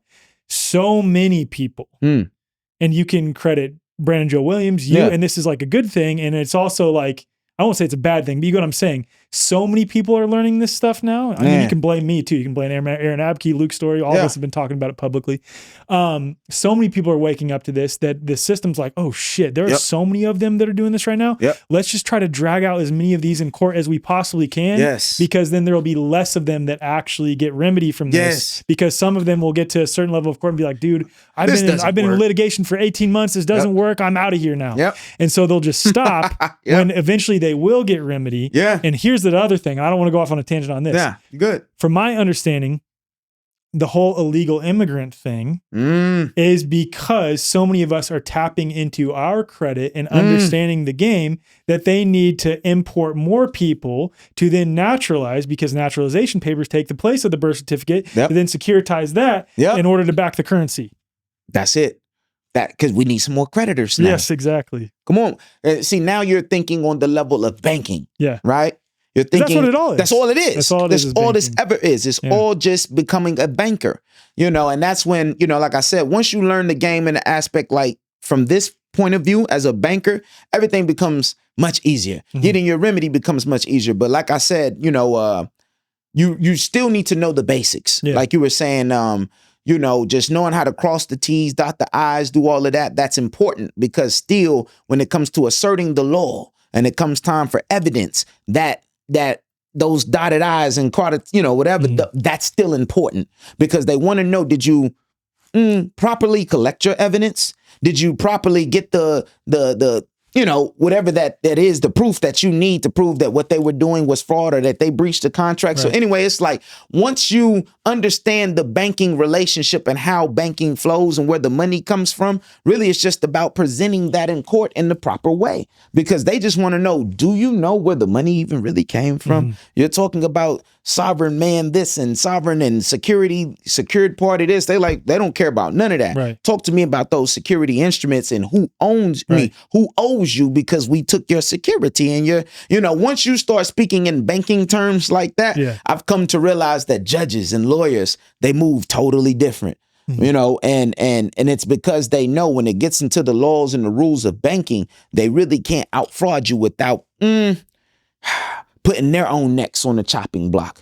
Yeah, man. So it's like, once I learned how to speak in their legalese terms, learn how to speak through trust and equity law, the whole game changed, because all of this is trust. Every relationship that you have with anything or any person, any company, is trust law. And once you can learn trust law, you'll realize that you've lived your whole life through trust relationships. It's just about making people, as you know, trustees, do what they're supposed to do. You've literally been out here all your life giving out substance. Here's my social, here's my social, here's my social. That had the audacity to go work a 9 to 5 to pay for shit your social already paid for.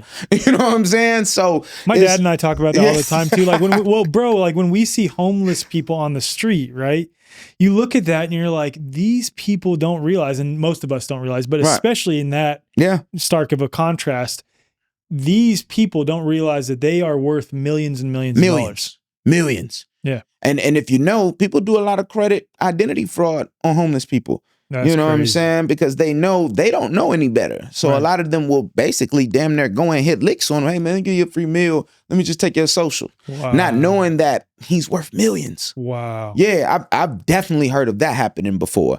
You know, so it's like, the world, that's why I think when you step into this information, it's a gift and a curse, you know, because at the end of the day, the gift is you know how to operate and you know how to maneuver in this world of commerce. The curse is knowing you have to see and watch everybody who doesn't. Yeah, man. You know what I'm saying? Tough. Watching especially 95. People think you're crazy as hell too, and they won't listen to you. And like you said, you're literally seeing homeless people on the streets, knowing like, damn, if you just had a different mind shift, or you knew different knowledge, your whole life structure would be different. Different. You know what I'm saying? So that's why I know that there is really no difference between us as men or women, you know, money wise. It's knowledge. That's the gap. It's a knowledge gap. It's not even a money gap. It's a knowledge, because everybody has the same. There is no money. You know what I'm saying? So yeah, that's why I was like, yo, if we don't do nothing, use your 9 to 5 job or whatever it is to fund your education experience until you learn what you need to learn so that you can go off and pay back off those debts. You know what I'm saying? But invest in yourself to learn. That's the best thing I've ever did. I spent years, thousands of dollars studying information just because I knew in my mind that something wasn't right. And I know if I could just learn this, I could talk some pretty good mess. You know, it's like, if I could ever learn this, I'm going to learn how to protect myself. And I have faith in enough in myself to know, as soon as I learn this, I'm going to be able to create greatness out of it. It might have took me some years, you know, but once I learned it, my whole life has been changed totally. I haven't looked back in the last 8-9 years of my life have been the glory days. You know what I'm saying? Because I'm living free. I have free will. I know what I can and what I can't do, you know? So yeah, man, it'll transform your life, bro. Yeah, and that's the thing that I've understood too, is that this is a spiritual process more. Come on. It's more about the substance than it is the form, Mm, right? right. I think that's the right way to say it. Yeah. Substance over form. Anyway, but the point that I'm getting at is that this is a spiritual thing. It's more Yeah. about the embodiment of it than it Come is on. the paperwork. Yes. And especially when you understand that, okay, there is no money, meaning that there is no gold and silver Right. that people are using to back these greenbacks, right? Right. That we are the source of credit giving these things value, meaning we are the abundant source of energy Yep. that gives way to this system being able to function in and of Absolutely. itself. It really is a spiritual thing. It is. I would say it's more spiritual than it is physical. Yeah. And really, truth be told, like I always tell my friends, they be like, yeah, man, so what I got to do to status correct? What document I got to turn in? And I'm like, bro, it's way deeper than that. You know what I'm saying? Like the paperwork only accounts for maybe 5%. Yeah. You know, that's just you putting them on notice about what you're saying you're doing now and how you're moving and how you're operating. But really, I mean, this is a mental, physical, and spiritual shift, you know, and I would say 90% is spiritual, only because you have to damn near prove yourself to yourself. You're going through your own initiation. You're taking yourself through your own tests. And nobody, like, this isn't like school when we could look over and copy off of somebody else's. It doesn't work like that in this game. You know what I'm saying? Because when the cops pull you over, you can't say, hey, well, my friend Sean said that we have constitute. It don't work like that, Right. you know? And at the end of the day, that's why I was like, you know, it's crazy because when I got pulled over, again, I'll never forget this, and I always tell it, you know, the very first thing cops said, license and registration. I was like, nah, I ain't got one. Traveling freely in my land vessel. Well, and once he knew that I was operating differently, and he was like, all right, sir, you have a good day.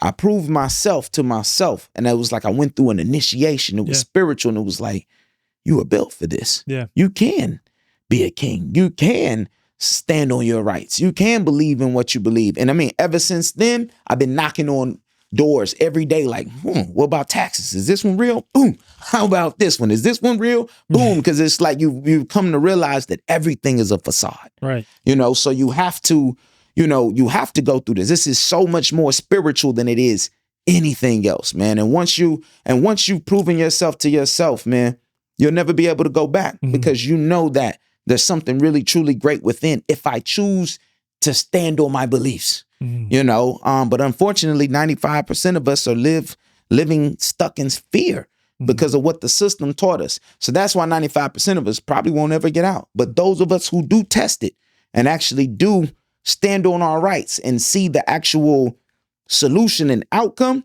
you'll never be the same. Right. You went through initiation and it was purely spiritual. Amen. Yeah. Yes, well sir. said, man. Yes, I just remember indeed. it's form over substance, not substance over form. Yeah. Anyway, It's all form good. over substance. Yeah, I got But you. the other thing that is spiritual itself, and this relates to everything that we're talking about, because it is the foundation of everything we're talking about, and you've alluded to it a number of times, is trust. Come on. That is a spiritual thing. A perfect example of a trust is you and I, two people coming together for the benefit of a third. The benefit of a third is the audience is listening to this right now. That is an example of They're a trust. the beneficiaries. Exactly. You start seeing it in everywhere in your life. Yeah. That there are trusts everywhere. Right? Yeah. And that relates directly to what we're talking about with all this. But what is your understanding of private versus public trusts and how that relates to us? Man, that's a good question, man. Well, you know, I always get asked this question a lot because, you know, I would say both of them can be useful.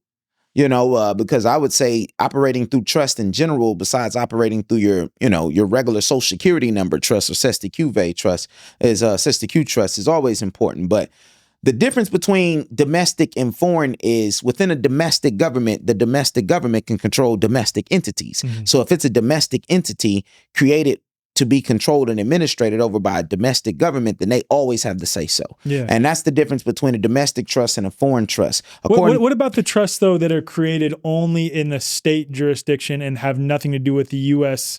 federalized jurisdiction? Well, I mean, isn't that technically a foreign trust in and of itself too, though? Yeah, to a degree, because like you're creating it under the republic. Yeah, right. You know, exactly. And if that's the way that you want to kind of shape it, that's fine. Yeah. You know, but there's benefit to doing it foreign, traditionally outside of the land here, somewhere else. And I say it depends on what you're trying to do with that trust. Because if you're actually trying to open up a bank account, do all those type of things, then most banks need an EIN for that. Yeah. And that's when they determine how we can control that trust. Even if you did do it in the Texas Republic or whatever it is, did you get a domestic EIN for that trust, or did you get a foreign EIN for that trust? That's really what this all comes down to. And unfortunately, it's harder from what I know, you can't really put in when you're wanting to call in and get the foreign EIN.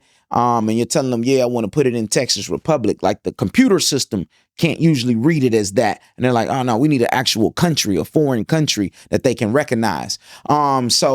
But for me, according to the IRC 7701 and the IRS manual, it'll tell you, the specific difference between trust, domestic trust and foreign trust specifically. And it specifically says that domestic trust can be controlled and administered over by a domestic court. And it could also be controlled over by like domestic businesses. When you open up a trust and you give someone your social, that business has all right to rule over your trust. And that's why they can come take your car, repossess it, because you gave them the right to act as you. You know what I'm saying? They have control over that trust. Now, foreign trust, and it'll actually tell you, it's crazy because in the IRS manual, it'll say a foreign trust is everything but a domestic trust. And that's all it says. It doesn't get into any deep explanation, none of that. So everything that they say can do to a domestic trust, from controlling it to a court administering over it, all of that applies to domestic, but does not apply to a foreign trust. And that's because, let's say there's a brother over in China right now who has his own business, his own trust. Like the United States government can't summon somebody who's a foreigner who's not even in their jurisdiction, so it operates the exact same way, even with the IRS manual. Sure, we know that this person might have an EIN, which was made by the IRS, but we gave him an EIN as a foreigner. Right. We're saying that, no, we cannot administer over this trust. The only way, now I make sure I always got to say this, the only way that they can administer over these foreign trusts is if you start doing business in the public with them. Because now you're doing commercial transactions with them. You're in commerce. Which is why, and I always use Joel Osteen or just different churches, man, because churches have a bookstore, which usually is like a LLC. Right. That's the public vehicle. We get money through the bookstore, but then we turn around and donate those earnings back to the church in Jesus' name.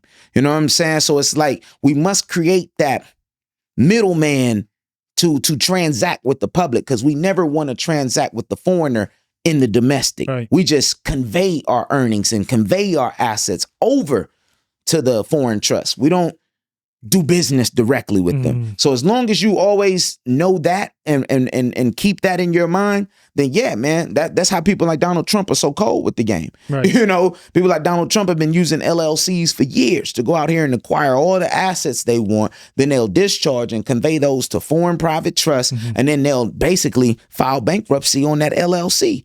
And all those debts and credits get paid off while he still had all of his assets in a foreign trust that they legally, lawfully cannot touch. It's so funny because you see the mainstream media look at his various bankruptcies and be like, he's a failed businessman.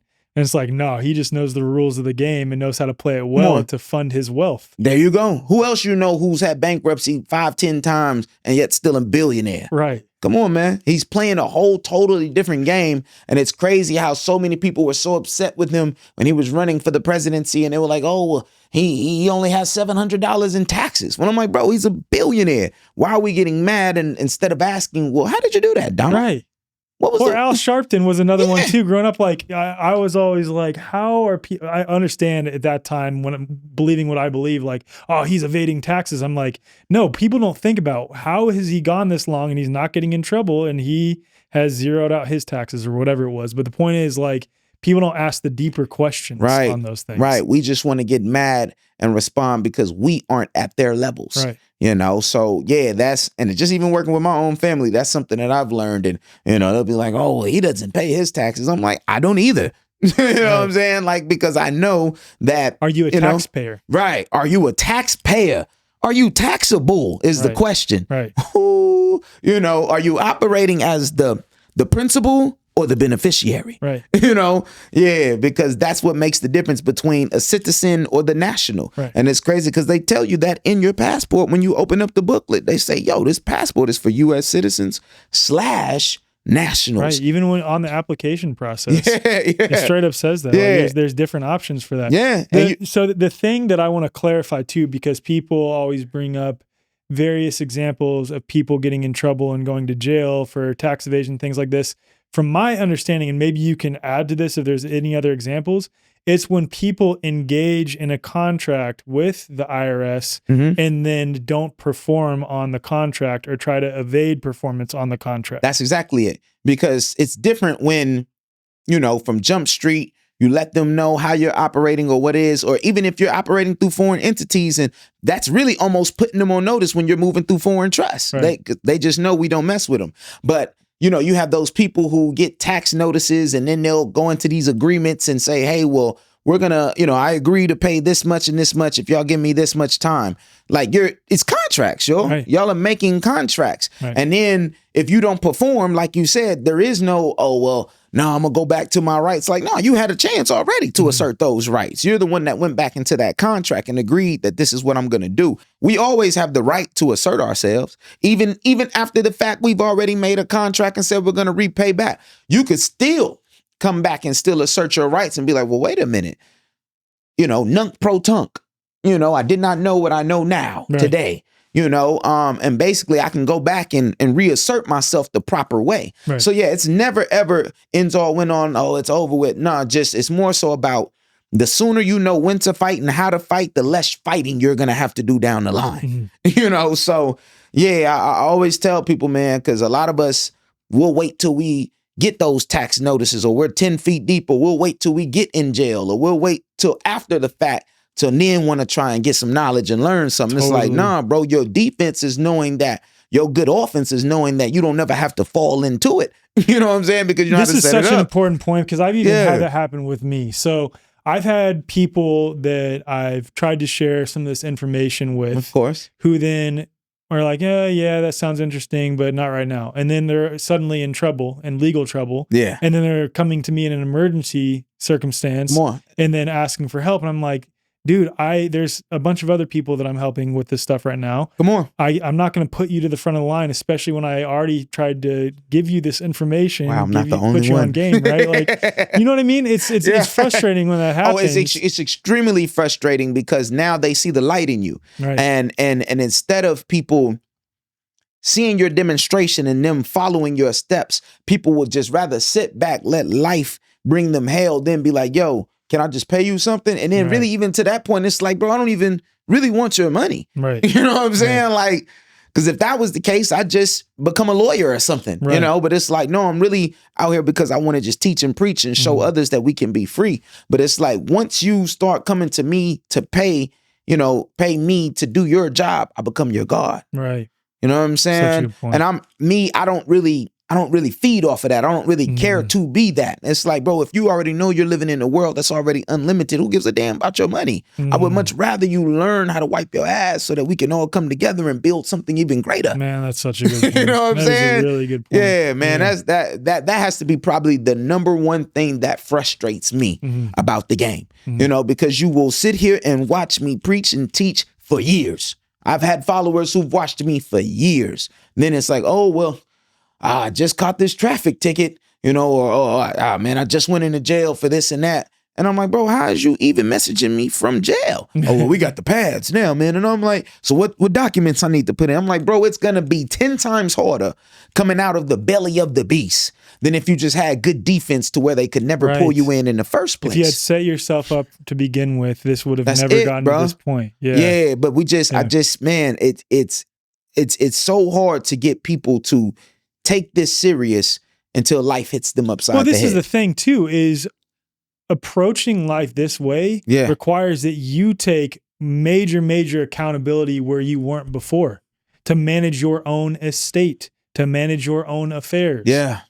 It's a complete, again, spiritual and lifestyle shift. Right. Because you're not depending. It's crazy you say that because we're in voting season. You know? Bro, I want to get into that too. So many of us are depending on somebody else outside of us. I mean, you see what I say on social media. Yeah. Well, you be snapping. And I'm just like, yo, it's crazy to me that all our lives, they taught us to give our powers away, whether it's religion, whether it's government, whether it's do everything you must to take the power from the person, because once we take all of 100%. that, I control his body. And people ask me this, like, why does it matter that much that I'm outsourcing my power to Donald Trump or Kamala Harris or RFK Jr. or whoever it is? I'm like, what leads to your actions, your beliefs, your thoughts, your feelings, right? Right. So if you fundamentally believe that at some level, to varying degrees, because I acknowledge there are people out there who are like, you know what, I'm just voting to check the box, but I am still setting up my life outside of this act of voting to do X, Y, and Z. Right. I understand that there's those people, but as this political tension increases day by day by day, and this bifurcation happening left or right, where there are those of us who are like, we don't play that game at all. Right.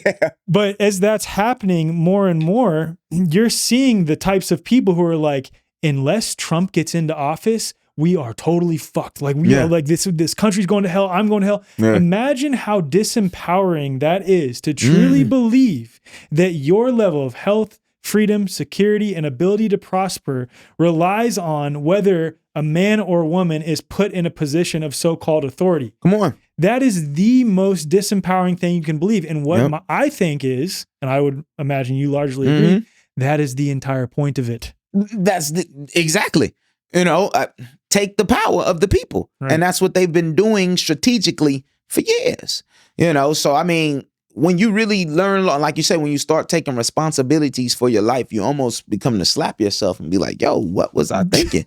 You would never let any random person just come in your house and run your family. No. You would never allow that. Way. So we've never met the president. I never saw Obama in the hood. Well, he came to Jackson State when I was there one time when he was on his presidential run. But still, we never But you met ask the people man. from Chicago where he's from, and they're like, he's done nothing for Chicago. It's like people don't really have any true connection with him. And at the end of the day, I don't expect any of them to come into, to my communities and come save us. That's irrelevant, man. The only reason why I've ever even rocked with people like Trump is because I knew how to use Trump. I had no problem with Trump, I mean, on the business side, on the business side, who he is as a character, I could really care shit. I don't care about you on that side. But and you're not going to vote for him, right? That's dead. Yeah. But as a businessman goes, he put a lot of things in place that we could capitalize off of and really be tax exempt if you know how to play the game. Yeah. So, I mean, just on the business side, again, he's a businessman. So it's like, if we're talking about the United States being a pure business, a corporation, then, and he's a businessman, it's like, I don't have no problem with that. I'm already not even believing in your whole perception anyway. But if I do want to tap into the matrix and start playing the game and use it for my benefit, I'm probably going to choose a candidate who's going to give me the most exemptions, or the one who I can get the most out of, right? So, I mean, not to go into all of that, this person or that person, I could really care less. It's more so I just wish people would vote for themselves and know that, we don't need any president. You know what I'm saying?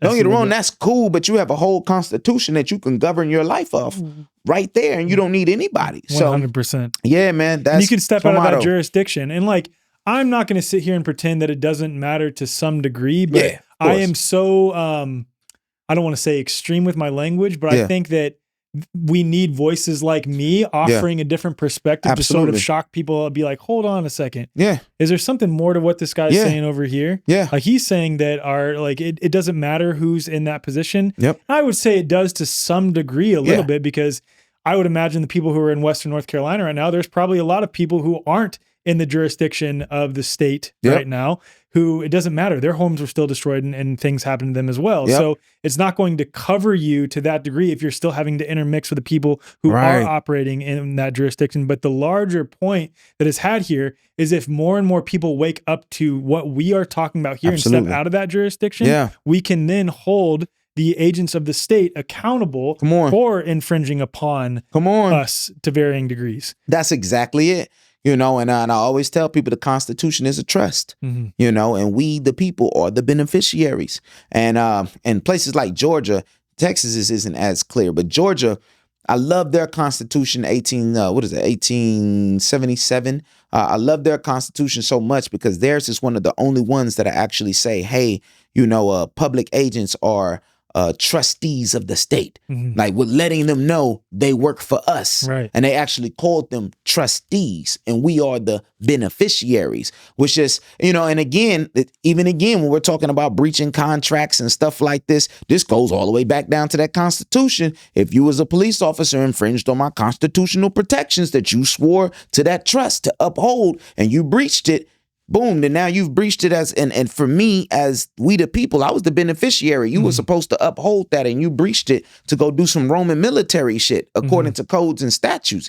Not only is that treason, you breached the contract. Right. I'm going to the court every time, Chancery Court, and I'm like, yo, judge, I'm charging him this much. Here's my bill in equity. I'm charging him this much because he broke the contract, which was his constitutional oath. You know what I'm saying? That was a trust between we the people and the agents of the state, and you broke the trust.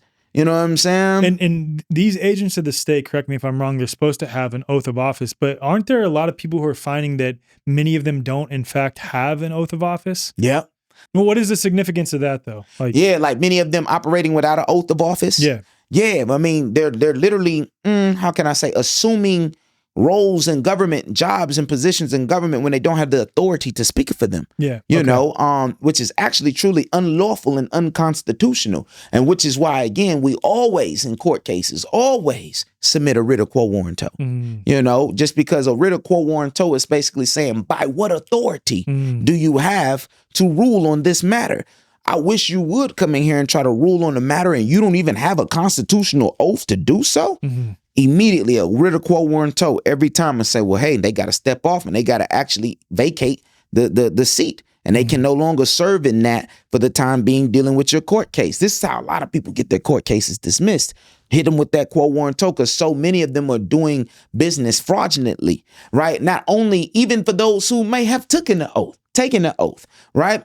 Most of them take an oath to uphold your constitutional protections as an American, but then turn around and try to charge you for charge you for driving and traffic tickets, which is all Roman military law. Hold on, you can't swear to protect me as American, then uphold British laws. That's treason. I need a writ of quo warranto because I need to find out by what authority do you even have to rule on this matter? Or are you operating under the Roman military law or constitutional law? By what authority? And usually that's when you'll see many judges will step down and dismiss that case every time because they're not really operating according to oaths. And this is where it would be highly recommended on your part, I guess, to really, really understand how to, like we were talking about earlier, dot your I's and cross your T's. Absolutely. Because a lot of judges, a lot of policy enforcers, when you're dealing with police officers, but again, they're policy enforcers on behalf of the corporation, they use clever language a lot of times to pull you back into jurisdiction. Come on now. Right? Legalese. So what are some examples of that you could give and how great to question. ensure that doesn't happen? Well, you know, again, just learning legalese is learning a whole new vocabulary and just learning the difference between what's common law and what's military law. So again, common law is everything that's according to the Constitution. So I have the right to travel, you know, instead of driving. Right. Traveling is private. Traveling is my constitutional protection. Driving is a public skill that you have to be licensed for, you know. To conduct commerce on the roadways, to conduct commerce, you know. Guns are different than bearing arms. Bearing arms is my constitutional protection. You know, whether it's a shotgun, whether it's it's an extension of my arm. That's it. Whether it's a knife, whether it's a gun, I'm bearing some form of arm. You know, now a gun, you know, is a public term. That's something that, you know, I have to have a license in order to operate, know how to maneuver and everything like that. So again, it's public private, same thing. Arms is for private. Guns is for the public. Driving is for the public. Traveling is for the private. So, you know, it's just about knowing to hop in and out. It's just certain words in the vocabulary, you know, you learn over time, you know, just the difference between public, private, and those two are just the basics. And this is why it's important to read if like you're really wanting to learn this stuff and learn how to present yourself in various situations, to read Black's Laws and then Ballantyne's, and I'm sure there's other law dictionaries Black's as well. Law, perfect one. But the one thing I have sort of thought about is that there's different versions of Black's Law's dictionary. So Black's Law dictionary, rather. Mm-hmm. Which version? How do you know which version the various courts are using? Well, the Black's Law Dictionary, from what I've always been told, they use the 4th edition. Okay. And that's what they use every day in the courtroom of law to persecute us. Okay. Now, they do have other versions that were used. Yeah. But the ones that I know that most lawyers and people stand by is that 4th edition. The 4th edition. Yes, what is sir. the significance of that? Why is it? Man, I don't know why the significance is of that 4th edition specifically. Now that's something I need to, research on myself and figure out specifically, because they do have the 1st, the 2nd, the 3rd, which is very similar to all of those. Just the 4th one has more things to it. I don't know why they chose that one specifically, and I'm trying to remember when that came out in the year. I think it was someone in the 1800s. I can't remember. I'm gonna have to go back and look that up, but that's actually a good question. Why that one? But I've just always heard that was just the English book that they use for their courtroom system. But I mean, truth be told, shit, hell, you could probably use all of them. Right. You know what I'm saying? Isn't it just about knowing how to argue it? That's it. That's true. Yeah. That's why I was like, it really doesn't matter which one you use. It's all about your ability to assert yourself. Yeah, that makes sense. Yeah. Because, like I said, we don't ever have to mention we're a sovereign citizen. Well, that's what I was just about to, dude, it's crazy how you're like reading my mind right now. I was just about to go into that, like, because you see a lot of mainstream news articles come out about people who on the surface seem to be presenting themselves like we are if you're new to this. Yeah. What I mean by that is like, oh, that's some sovereign citizen type argument. You hear that type of stuff all the time. Yeah. But explain how what we're referring to here has nothing whatsoever to do with sovereign citizen arguments, especially because that's an oxymoron in and of itself. But and this is like knowing the difference between the all caps name, the living man, and how to interface between the two. Absolutely. Again, just like you said, well, first being a sovereign citizen, that's an oxymoron because you can't be sovereign and a subject citizen at the same time. That's dead. But of course, when they report on this on the news and the TV, when it's people dealing with this, they always label them sovereign citizens. Right. Now, the difference between a sovereign citizen and someone who's an actual national. Right. Nationals come with protections. Nationals come from nations that have constitutions and governments and things to protect them. Citizens, as far as a U.S. citizen, is literally a 14th Amendment shadow subject. You're literally cattle on a corporate farm. So you don't have rules, you don't have laws, and it even takes me back to the 1800s. The Dred Scott case is a perfect example to show you that. This was a brother who was, trying to get, his rights and some of his things, properties back, but he was operating in the status of being a black, African American. And they were like, well, shit, that's not included in the Constitution. Nowhere in the Constitution does it say that we have to protect blacks or crayon colors or African Americans, because you can't be Africa and American. Are you from Africa and 3 different American continents? So that was always the trickery to get us to not be able to reap the benefits of the Constitution by taking on a whole foreign status that wasn't included in the Constitution. Right. We the people, that's all we need to stand on and know that. But when you are operating as sovereign citizens, nowhere is that included in the Constitution. And I think this goes back to the importance of identity, like taking on superficial labels, right? Yeah. That's what's really killing America right now is identity. Yeah. More than anything. If we were just to get in the proper identity, that alone would damn near solve 60 to 70% of the problems. We're literally operating in the improper state, trying to get proper outcomes. And it's like, no, it'll never happen that way. This is why you're living in chaos. So there's 3 major reasons I think that the LGBTQ trans movement, I want to clarify here. In no way am I coming across as homophobic or do I have any issues with gay or lesbian people. I'm talking about the larger trans movement. Yeah. There's 3 issues with that I see. Let me see what you think about this. One is that it's conditioning you to identify with more superficial labels. So you're not identifying as the man or the woman because only men and women have rights. Absolutely. The second one is that it's conditioning you to take on more labels, which means that is impacting your ability to understand your inherent connection to God, because the more you take on labels in this realm on top of the flesh, the less you realize that you are not the flesh, right? Come on. And then the third reason is it's getting us to identify with something, especially as you see some of these trans identities like My cousin goes to school and she's a senior in high school in Kansas. And she has some of her classmates who are some form of queer that are identifying as cats. And that's, I'm not even kidding. They have litter boxes in the bathrooms for some of these students. The point, I know that sounds crazy as hell, but that's literally happening. And the point is that that's getting people to identify with something other than human, which is bleeding into the trans movement, transhumanism movement. So I think those are the three major reasons for this huge push for the trans agenda. I would have to agree 100%. I didn't even know about the cats and Isn't that crazy? Yeah, because again, if you are, it's all about identity, yes, right? And now, if you want to assert yourself as a cat, dog, or I'm gonna treat you as so, right? As the government. And wow, yeah, I never looked at it from that way, because at the end of the day, as long as I can get you to identify with everything that is outside of your protections, I got you.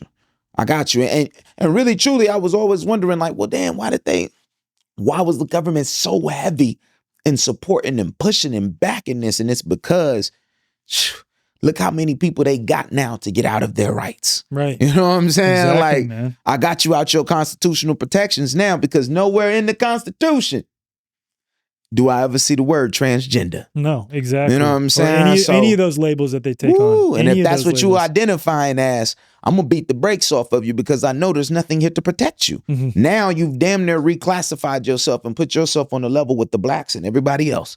Yeah, yeah, exactly. Unfortunately, just with no rights. Yeah. That's crazy. Another thing I want to talk about, and we touched on a little bit too, is so we described the relationships of a trust. And to be clear for everyone listening and watching, there is so much that goes into this. So I encourage you to go check out Brotha Truth's stuff in the show notes, because I can only cover so much here, and he can only cover so much here. Right. We're trying to touch on everything, but I want to talk about the benefits. Let's start with just the high level benefits of operating through a foreign trust. Yeah. The high level benefits of operating through a trust, man. Really protection of your assets. I was saying that the U.S. courts can't administrate over foreign entities. So just asset protection is the number one thing. And besides asset protection, it's just more so about really, that's really the main gist, asset protection, and just the fact that you're operating outside of their jurisdiction. Mm-hmm. That's really the main. And now it's all about, how do I strategize? Is that as men, this is powerful for us, because now we can build our heavens. It's literally like when you learn the credit game, you learn how to discharge. Now it's like, okay, I got a private world. Now I'm going to just use my public credit to acquire the things that I want in this world. And then I'm going to discharge, and then I'm going to build my private world with them. So once you know that everything is paid for and that the U.S. owes you and that everything is paid for, it's like, okay, once I learn how to utilize this public straw man, now it's like, well, let me go out here and build my heavens. Let me go out here and acquire all the assets, the homes, the cribs, the cars, whatever it is. And then let me learn this discharge game. Let me discharge it. Let me grab that title. Then let me put it over here in this private world that the U.S. government can't administrate over. This is how we build our heavens on earth. And we got to do it with the number and the 9 digits that they gave us. So many of us think that this is a trap, and, oh, I got sovereign now, I just want to go run in the woods. And now I'm like, nah, this is the perfect opportunity to boss up. Right. You know what I'm saying? Right. Use that social now to go and acquire. Just take the time to learn how to wipe your behind and actually learn the rules to the game, so that you can discharge and then move this over to your private world. Because now once I got to my second, third, fourth, fifth car, I was like, okay, enough of the cars. It's time to build like a house and some cribs and a community, because now I get it. Now it's time to go and link with 4 or 5 brothers who all got good credit. Now we can all come together and put all of our credits together. Let's go buy, a whole neighborhood. Let's go get a stadium. Let's go start a team. Let's go, whatever it is, whatever. Yeah. But it's like when I understand credit, you understand credit, and we both going in here with 700-800 pluses or whatever, and we also both got a little money to put down. Oh, the banks start moving much differently with us. You know what I'm saying? Because we're literally just playing the game, and then boom, once we buy that new $1 million stadium, then we turn around and play the game and discharge it. It's like, what can they do? Yeah. It's the game. And that's what many of these big time players, are really doing it. We think, oh, well, they're just millionaires and billionaires. It's like, no, they're playing the game. Yeah. While we just doing the extra, still paying taxes, making it harder. Like, no, they're wealthier and still getting out easier. Right. You know what I'm saying? Exactly. So it's like, once I understood that, it's like, okay, we just need to take time to learn the game, man. That's it. You know, and literally you build your heavens just by knowing how to go in and out from the public to the private. That's what becoming the Neo is. You know how to go into the public world, save your people, get what you need to get, then come back to Zion and build your private world. That's it. Unplug, baby. Unplug. Yeah. On the discharge side of things, so from my understanding, when you are in a process of discharging something, your credit will be hit pretty hard in that process. Yeah, have sometimes. you found that? Oh, it's sometimes. Yeah, Okay. yeah.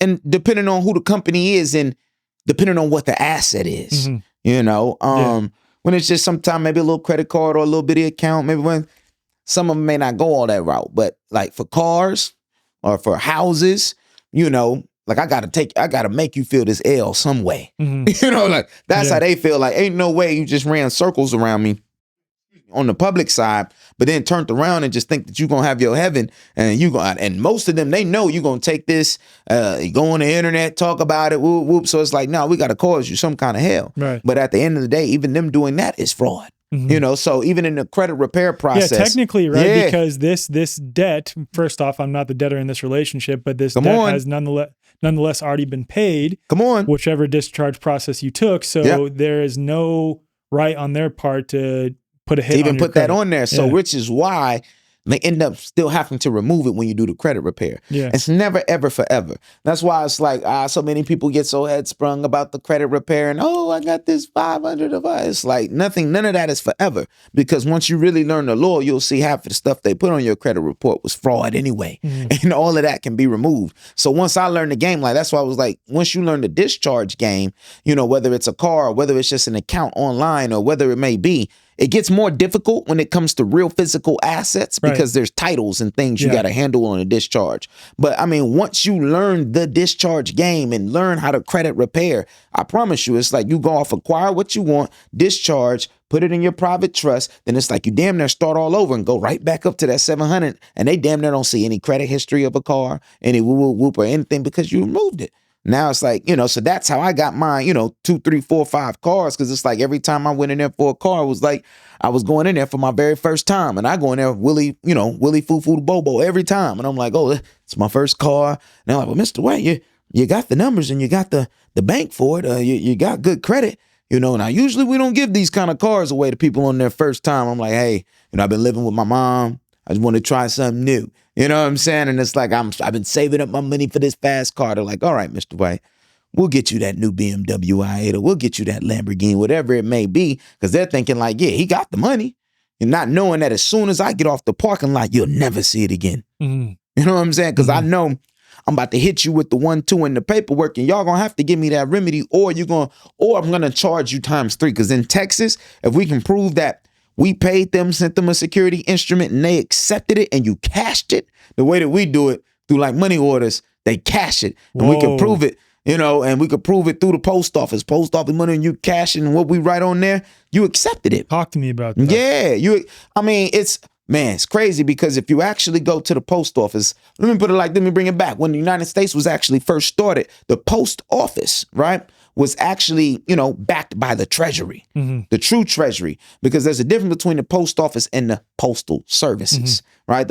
Again, public, private, right. You know what I'm saying? So the private one is actually the post office, and that was started when the United States, after, you know, it was first erected, and again, it's crazy because we're all private bankers. We've been talking about that, but it's like, all right, well, if we know we can go to Wells Fargo, we can go to Chase, and we can get checks for our checking account there with a trust we have set up, we should be able to go to the Treasury and get checks on behalf of the trust that we have set up. What are those checks? Those are the money orders. Wow. From the post office. And if you actually look on the money order and flip it over on the back, it'll tell you that it's a negotiable instrument.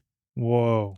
And when I saw negotiable instrument, when I see negotiable, that means that it's not for what the value we see on here, it's for what I tell you it is. And we're going to negotiate on it. Wow. You know what I'm saying? Now, what's cold is, what really gets cold, once I put a contract on here, that's called a conspicuous contract. right? A conspicuous contract is just something that I do out in the open, right? And you accept it and I'll send it along with some instructions in a term. Now, what ends up happening is if I say, yo, so we got a bill together. Let me go ahead and send you this postal money order for the amount. Let me write this. Whoop. I know it's a negotiable instrument. Now, if I send this to you with some instructions and you accept it and you cash it, and I can actually go online and look and see they actually cast this postal money order with the terms that I had on there, I got you. Yeah. Because at that point, they performed on the contract. There you go. Now you got to perform and apply those credits. If you don't apply those credits, you took my money order, flipped it for the value I gave it, and then just said, no, I'm not going to perform. I'm going to just take his money. Right. Now it becomes a breach of contract because you were supposed to give me accord and satisfaction every single time, but you didn't. So that's why I was like, when you understand contracts, because it didn't matter. Because that's why I was like, there is no money. Everything has always been paper. Even when you got that car, all there was paper on the application. So why wouldn't I send you a paper money order and then not have the same power? And this is a registered instrument. You get a money order from the post office, it's registered and it shows on the actual receipt, the number, the everything. So that's why you can actually check and see when they cashed it. Wow. So if you cashed it, I got you, brother. Either you're going to perform or I'm taking you to court for a breach of contract. Everything keeps coming back to that. Is this via certified mail or registered mail? I like to do registered mail and send it to the actual, CEO or whatever, or, whoever we're supposed to be paying personally. Because I forget which one is which, but I know either certified mail or registered mail, one of those actually creates the security itself. There you go. Registered mail. Registered mail does. Yeah. Okay. And I would like to do registered to register because that's more so personal to personal. Okay. Certified is more business to business. Got it. Okay. That makes sense. So registered, that's when we get personal on things. So yeah. So when you do that, man, and just moving through the post office and the postal money orders, those are your private checks. We've had them our whole life. We just never used them and knew how to use them. They were always negotiable. So everything in law is already paid off if you know how to go to your private bankers to pay it off. You know what I'm saying? So that's when my game really started going up because it's like, you're going to have to perform. Well, anyway, when it comes down to discharge, and I just wish people would just understand performances because that's really all this is about. Even I put it's so simple. We go to school all the time. You go to college. Right. And we know that, you can't get the credits to get that degree unless you get a 70 and you perform. You got to pass. Right. You got to pass. Because see, if you pass and you did what you were supposed to do, then the school has to give you the credits and the title, which is the degree. Whoa. You see what I'm saying? Yeah. So it's the exact same thing, even on the back end when you're doing it with cars and whatever, because it's like, I gave you credits. Now you got to perform and give me the degree, which is the title to the car, which is the title. Yeah. So at the end of the day, really, because we are the creditor, we're extending the credit. So if I'm giving you the credits, it's your job to perform and give me the title. Period. But you see a lot of the entities not giving the title though. Yeah. So what do you do in that case? You just have to litigate, right? Litigate, breach of contract. Yeah. Same thing because they're one. And I've even seen it where some companies are discharge the car, but keep your title. You know why they keep that title, right? Why? Because they can flip it. That's a security instrument. I can keep making more and more money off of it. Yeah. That's why you want to get your title back.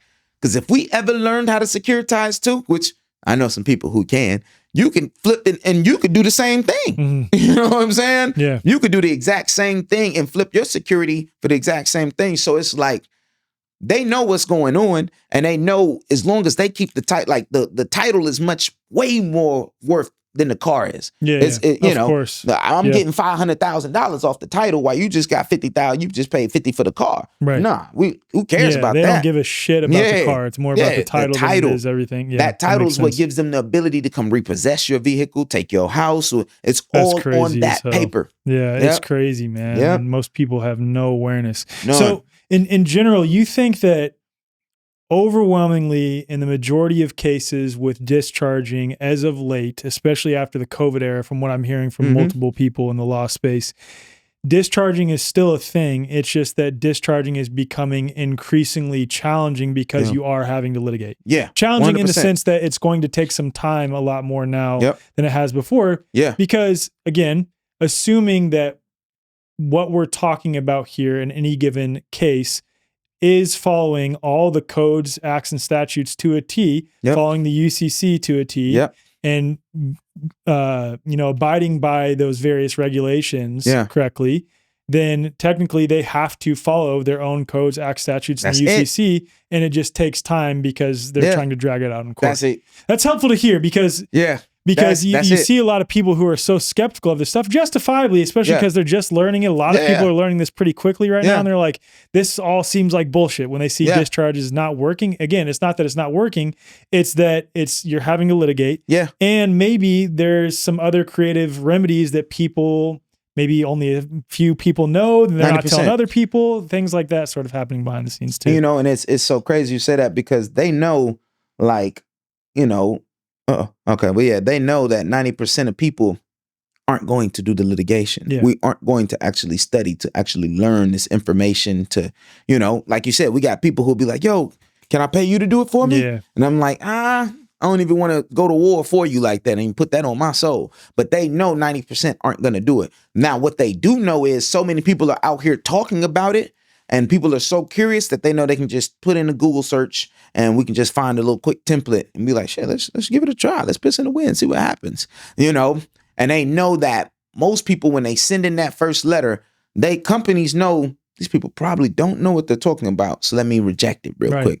Let me just boom. Not knowing that they just really disregarded your constitutional protections or they violated this code or this statute. Right. But it's like, if you don't know it, if you didn't even know what your protections was and you get that rejection letter, you're like, oh, well, I knew this stuff didn't work. I tried. Yeah, and back to paying the bills again. Yeah, exactly. Yeah. And it's like, so boom, we got you. So true. That very few are going to keep going past to keep pressing the matter. And then that's when they know, like, okay, he gets it, bro. That's why it's so important to educate yourself. And it's more about, again, I don't know if it's substance or form. Someone correct me. If it's form over substance or substance over form. What I'm trying to get at, though, is it's less about the paperwork and it's more about the knowledge that precedes and lays the foundation for the paperwork. Yes. And most importantly, aside from all of the legal codes, acts, statutes, UCC, all the things that need to be studied, Black's Law's Dictionary, it's the embodiment of it.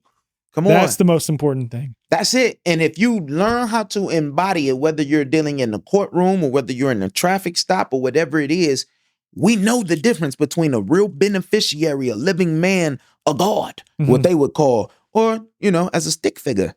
We know.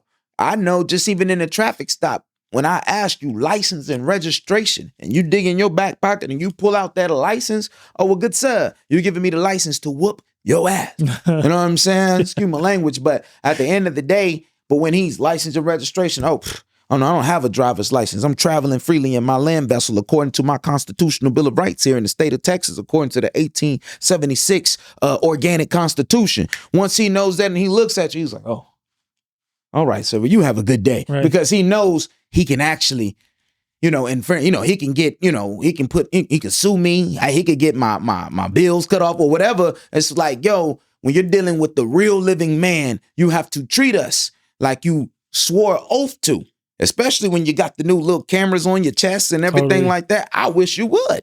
You know what I'm saying? And what you see happen a lot, and I know I've heard you talk about this story before, and you probably have had several stories of being able to handle these policy enforcers well, but it requires that you come in honor. Yes. And there's a balance between, like, I guess a fine line rather, between coming in honor and pride and sort of weaponizing your knowledge against them, because then you're bringing energy that is combative itself, which will cause them to become combative. Right. And at the same time, you don't want to go to the other end of the spectrum, which is fear and be so afraid. Right. You want to know who you are. Yes. And come in honor. Yes. Be respectful to them. Yes. But also assert your rights. Be respectful what you were saying, because some of them have egos. Exactly. I mean, let's be real, man.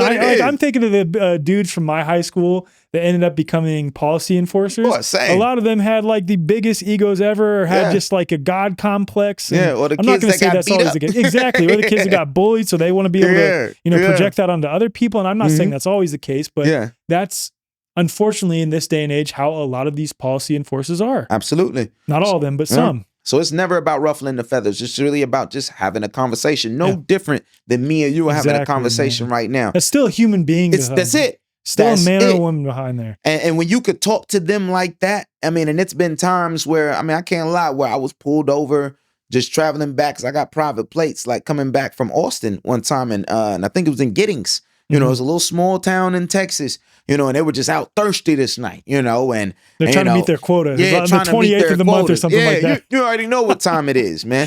Even with the private plates, they were like, oh, well, you were just speeding, and, you know, but it was crazy because 3 cops pulled me over. It's like 2:00 in the morning. I'm by myself, you know. It's like, I could really get out here and shine and be like, yeah, I know this law, whoop, whoop. But I'm like, no, I gotta play my surroundings first. You know, I'm in the middle of the woods. Right. You know, it's, you know, 3 police officers, none look like me. Right. You know, so at the end of the day, I'm not here to really shine on you. At the end of the day, I'm just letting you know I know law. You asked me how to identify myself. Here's this, here's woo woo. I'm letting you know I'm operating in the private. Cool, whether you respect it or not. Okay, you don't respect it? Cool. Give me the ticket, whatever, because I know how to handle it. After the fact. That's the whole point. I'm going to get you on the back end. People try to fight it on the moment there, and it's like, just let it happen. Let it happen. And even if like this is a like trigger happy cop or whatever that you're dealing with that situation, you don't want to end your life over some shit like that. Come on. So just comply a little bit, even if it's wrong, and then hold them accountable after the fact. That's exactly it. Because when you learn the courtroom game, you could definitely hold them accountable.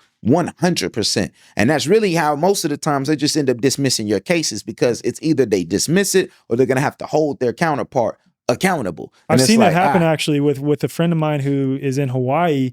He's gone through some of the processes that you and I have gone through, and he was either speeding or I think it was that he had his child not in the seat and he was also speeding, which, like, I don't know the exact circumstances, but the point is, I know for a fact that this is true, that policy enforcer was fired because he said, hey, you're going to lose your bond if you end up arresting me, because per the paperwork I filed with the state of Hawaii, there are charges per hour for wrongful detainment for this an and injunction. that. Yes. And then that happened, and he held them accountable based on that, and that policy enforcer ended up being fired. Shilajit is one of the world's most popular superfoods. It's loaded with over 40 trace minerals, fulvic and humid acids, antioxidants, and more.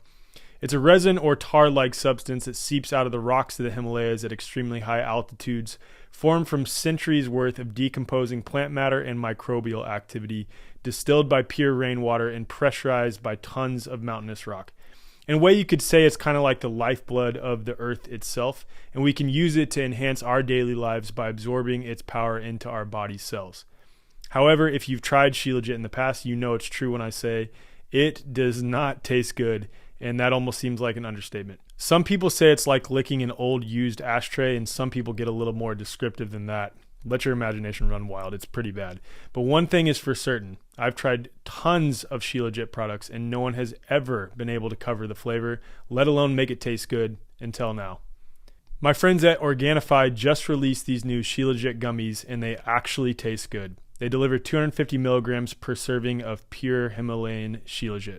Shilajit's benefits include supporting energy production, healthy hormone levels, performance and recovery, promoting collagen synthesis and heart health, increasing cellular energy, and decreasing fatigue. Shilajit has become super trendy in the superfoods and holistic health world for obvious reasons, and people have long been desperate for a solution to the flavor problem. That's why in the few months since Organifi released these, they've already sold out several times. Visit Organifi.com/TWF. That's ORGANIFI.com/TWF, or just head to the show notes. Take a look at their whole collection, and when you go to checkout, use promo code TWF. That code is going to give you a 20% discount on all of their products, and they have a lot of amazing products other than their Shilajit gummies. Find out how these superfoods can help you on your health journey today with Organifi. You know, just to kind of build off the point that you were talking about earlier about your friend there in Hawaii, who, gave them, told them, hey, if you do this and that, this is what's going to cost you because I have paperwork. Yeah, man, that's all a part of the estate planning and, creating a fee schedule and and even taking it one step deeper is like actually creating an injunction. I like to call it a common law injunction because it's literally an agreement that you send out to the police officers, the sheriffs, and, you're just listing your constitutional protections and your rights. And you're saying, yo, if you all violate this, this is what it's going to cost you, and here's the fee schedule for that. And, you know, and basically when I send this document, this common law injunction to these police officers, it becomes a contract after 3 days. Now, once this contract is in place. Is it 3 days or 30 days? Well, it's really 30 days for affidavit. 3 days really is really what makes a contract, puts it in place. But really, the 30 days is what really gives it the whole full affidavit in the terms. Because when you get a car ticket, they usually wait till after 30 days and to actually bring you in court. But usually it's 3 days, which makes the actual contract 72 hours. I just want to establish that for the people listening because they may be confused on that. What you're talking about is that in order, you have to give them time to reply to what you're presenting them with, whether it's an affidavit or this contractual agreement that you're wanting to put forth. And if they don't reply within that amount of time, then they it stands. accepted that. Yeah. And you know what? I'm glad you said that. That's a very good point, because actually, you know, it's all about offers and contracts, because even when you get a ticket, someone offered you that, you know, and really within 72 hours, which is the cooling off period, you know, which they always talk about in law, you can even rescind that within the first 72 hours and totally cancel a ticket, because you're saying, I'm not accepting this. I don't want to do business, so I can rescind the contract always in 72 hours because they sent me an offer. So it's the same thing when I send them an injunction, and in all essence, I'm sending you an offer. And you have 3 days to see, hey, if I accept it or not, you know, and if you actually opened up the registered mail and you took it and signed off on it, you accepted it. If you did not, you know, return it back within 72 hours. So that's when that goes. But truly, the affidavit, it stands as law after 30 days. 30 days, right. So yeah, that's a great point that you made. Unrebutted affidavit stands as law. Unrebutted affidavit. Yes, sir. That comes from the UCC, right? Yes, sir. Yes, sir. So, you know, you have these, you know, these injunctions that you send them that becomes basically a contract and an agreement. And, you know, if they infringe on you moving forward, well, I'll put it like this. Once you put that injunction in with them, usually most of the time it's their duty to go ahead and program it in their computers. This is why cops always have computers in their car. We know who you are, and we will program that in the system, because before they even hit the lights, whoop, whoop, to see who you are, they've already ran your plates. You know, so we know who you are, you know, so that's the whole purpose of that injunction, because now if you infringe on me and it's supposed to be programmed in your system that I'm operating constitutionally and you still do, now you breached the contract. You know what we taking them? We going to the chancery court. You know what I'm saying? Exactly. Every single time. And then judge going to be like, well, what are you in here trying to get money for? How much? Well, let's look according to the agreement. How much they agreed to, you know, for pulling me over for a traffic stop. Let's look at my fee schedule. There you go. Because these are all agreements that they agreed to paying me. It was a contract. So that's why I was like, once I started learning how to move through that, it's almost like you were creating new trust with people. You know, when you do an injunction or you do, you know, whatever, if I send you an offer and you accept it, we created a trust together, and you better perform. You know what I'm saying? If you don't perform, I'm taking you to court for a breach of contract every single time. That's the name of the game. And it's so simple. It seems hard, it seems complex, but discharge and all of these type of things can always lead back to that chancery court that can give you that equitable relief. Because that equitable relief is those who are on behalf of a contract or whatever that owe you. You know what I'm saying? You always got skin in the game. If I made a trust with you, I got skin in the game. And if you didn't perform, you owe me. And in every case, when it comes to the state, you have a trust relationship with them. Damn right. That's what that birth certificate is. Exactly. You know what I'm saying? So really, at the end of the day, y'all really supposed to cover me, the state. So that's why 18 USC 8, it says that, you know, all obligations of the United States are their duties to pay, you know. So like a bond, anytime you use your social security number, a bond to actually acquire something, it was never your duty to pay. According to 18 USC 8, it was always an obligation of the United States to handle. It was always them. So it's like, the reason why I say you need to know constitutional law, you need to know consumer law, you need to know all these different versions, because they all check out together. You know, like I said, 18 USC 8 already tells me if I acquired something with that social, then it's the government's duty to pay for it. And if you understand constitutional law, well, if somebody is my constitutor, then that means that it's their duty to pay for my debts. So boom, that's already. So all of these are just checks and laws to let you know, we know what's going on. Do you know how to assert it? And that's all about proving breaches of contracts for people not doing what they were supposed to do. And that's it, because somebody owes me a constitutional remedy, or according to USC 18, USC 8, somebody owes me to pay off this. Why am I using my hard energy? Right.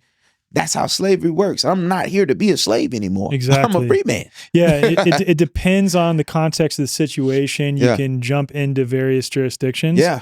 And from a top level, high level perspective, I kind of look at it as it's being able to interface with the system based in commerce so that in your private life, you can truly live in common law. That's it. That might be the best description I've ever heard. Thanks, because I've thought about it a lot, especially as it relates to, do you know what voluntarism means? Like anarcho-capitalism. Okay. So you see a lot of people, and this brings me to my next point, in the voluntarist space, in the anarcho-capitalist space, say that all of these contracts are null and void. You shouldn't have to do any of this bullshit. You don't have to do any of it. And the way that I've come to understand it, in order to get to a voluntarist society, we need to revoke and renegotiate the various contractual agreements that, again, we either consented to, and because a lot of people bring up consent, and I agree, most people did not consent to those various contracts, but you assented to them. You assented. Yeah. And that's what people completely miss. So I want to go over that real quick. Yeah. So the 7 elements of a contract are: 1 is offer. One party proposes terms to another. Both parties are already in agreement that there's going to be terms. Acceptance. The other party agrees to the terms. That's step 2. Third, consideration. Both parties exchange something of value: goods, services, money. Absolutely. 4th is intention. Parties intend to be bound by the agreement. Yep. So I do agree with a lot of people who say that there might not have been an intent to contract, but we'll get to assent versus consent later. So 5th would be legality. Contract's purpose and terms must be lawful. And that's where it gets shaky between law and legalese. But if all of the people in that body politic are in agreement with it by how do I say this? By body politic consent or assent, it doesn't matter. If everyone is in agreement that this is the quote law, meaning all of the people are abiding by the legalese. Yes, you can still jump back into the true common law. Of course. But the people are still operating based on legalese in society, right? So that's important context there. Absolutely. The 6th would be capacity. Parties must have the legal ability to enter a contract, i.e. age, mental capacity, etc. And 7, mutual agreement or meeting of the minds. Parties have a clear understanding of the terms. So I agree that not all 7 elements of a contract were met when it comes to the birth certificate, when it comes to these various agreements that we have with the state. But then you still assented and performed on the contract as if you knew. And that's the whole point. And that's the difference between consent and assent. You still assented. And because you assented, until you step forth and say, once you become aware, hey, whoa, I just became aware of all these things. I want to express very clearly that I'm not complying based on a tacit agreement here anymore. I'm expressing no. I'm setting forth my law at this point and establishing my terms. In certain cases, depending on the individual, depending on the unique circumstances, some may need to revoke completely. Some may need to renegotiate, maybe a little bit of both. And that's what the essence of status correction is. And that's why it's important in order to come back to a voluntarist society truly. So a lot of people in the anarcho-capitalist voluntary space are like, oh, all that's magical paperwork. You don't need to do any of it. Okay, you keep thinking that while you are also saying that the state is doing X, Y, and Z. And I'm like, the reason they're doing that is because you have assented. Did you ever get a driver's license? If you did, you assented. You assented on those contracts. Wow. That was incredible. Thanks, man. I've thought about it a lot because I'm trying to like piece together at heart, I'm a voluntarist. I do think the state is illegitimate, but at the same time, I recognize like, we're men and women now. We are no longer minors. We're not children. We need to start taking our affairs into our own hands. Accountability. Accountability.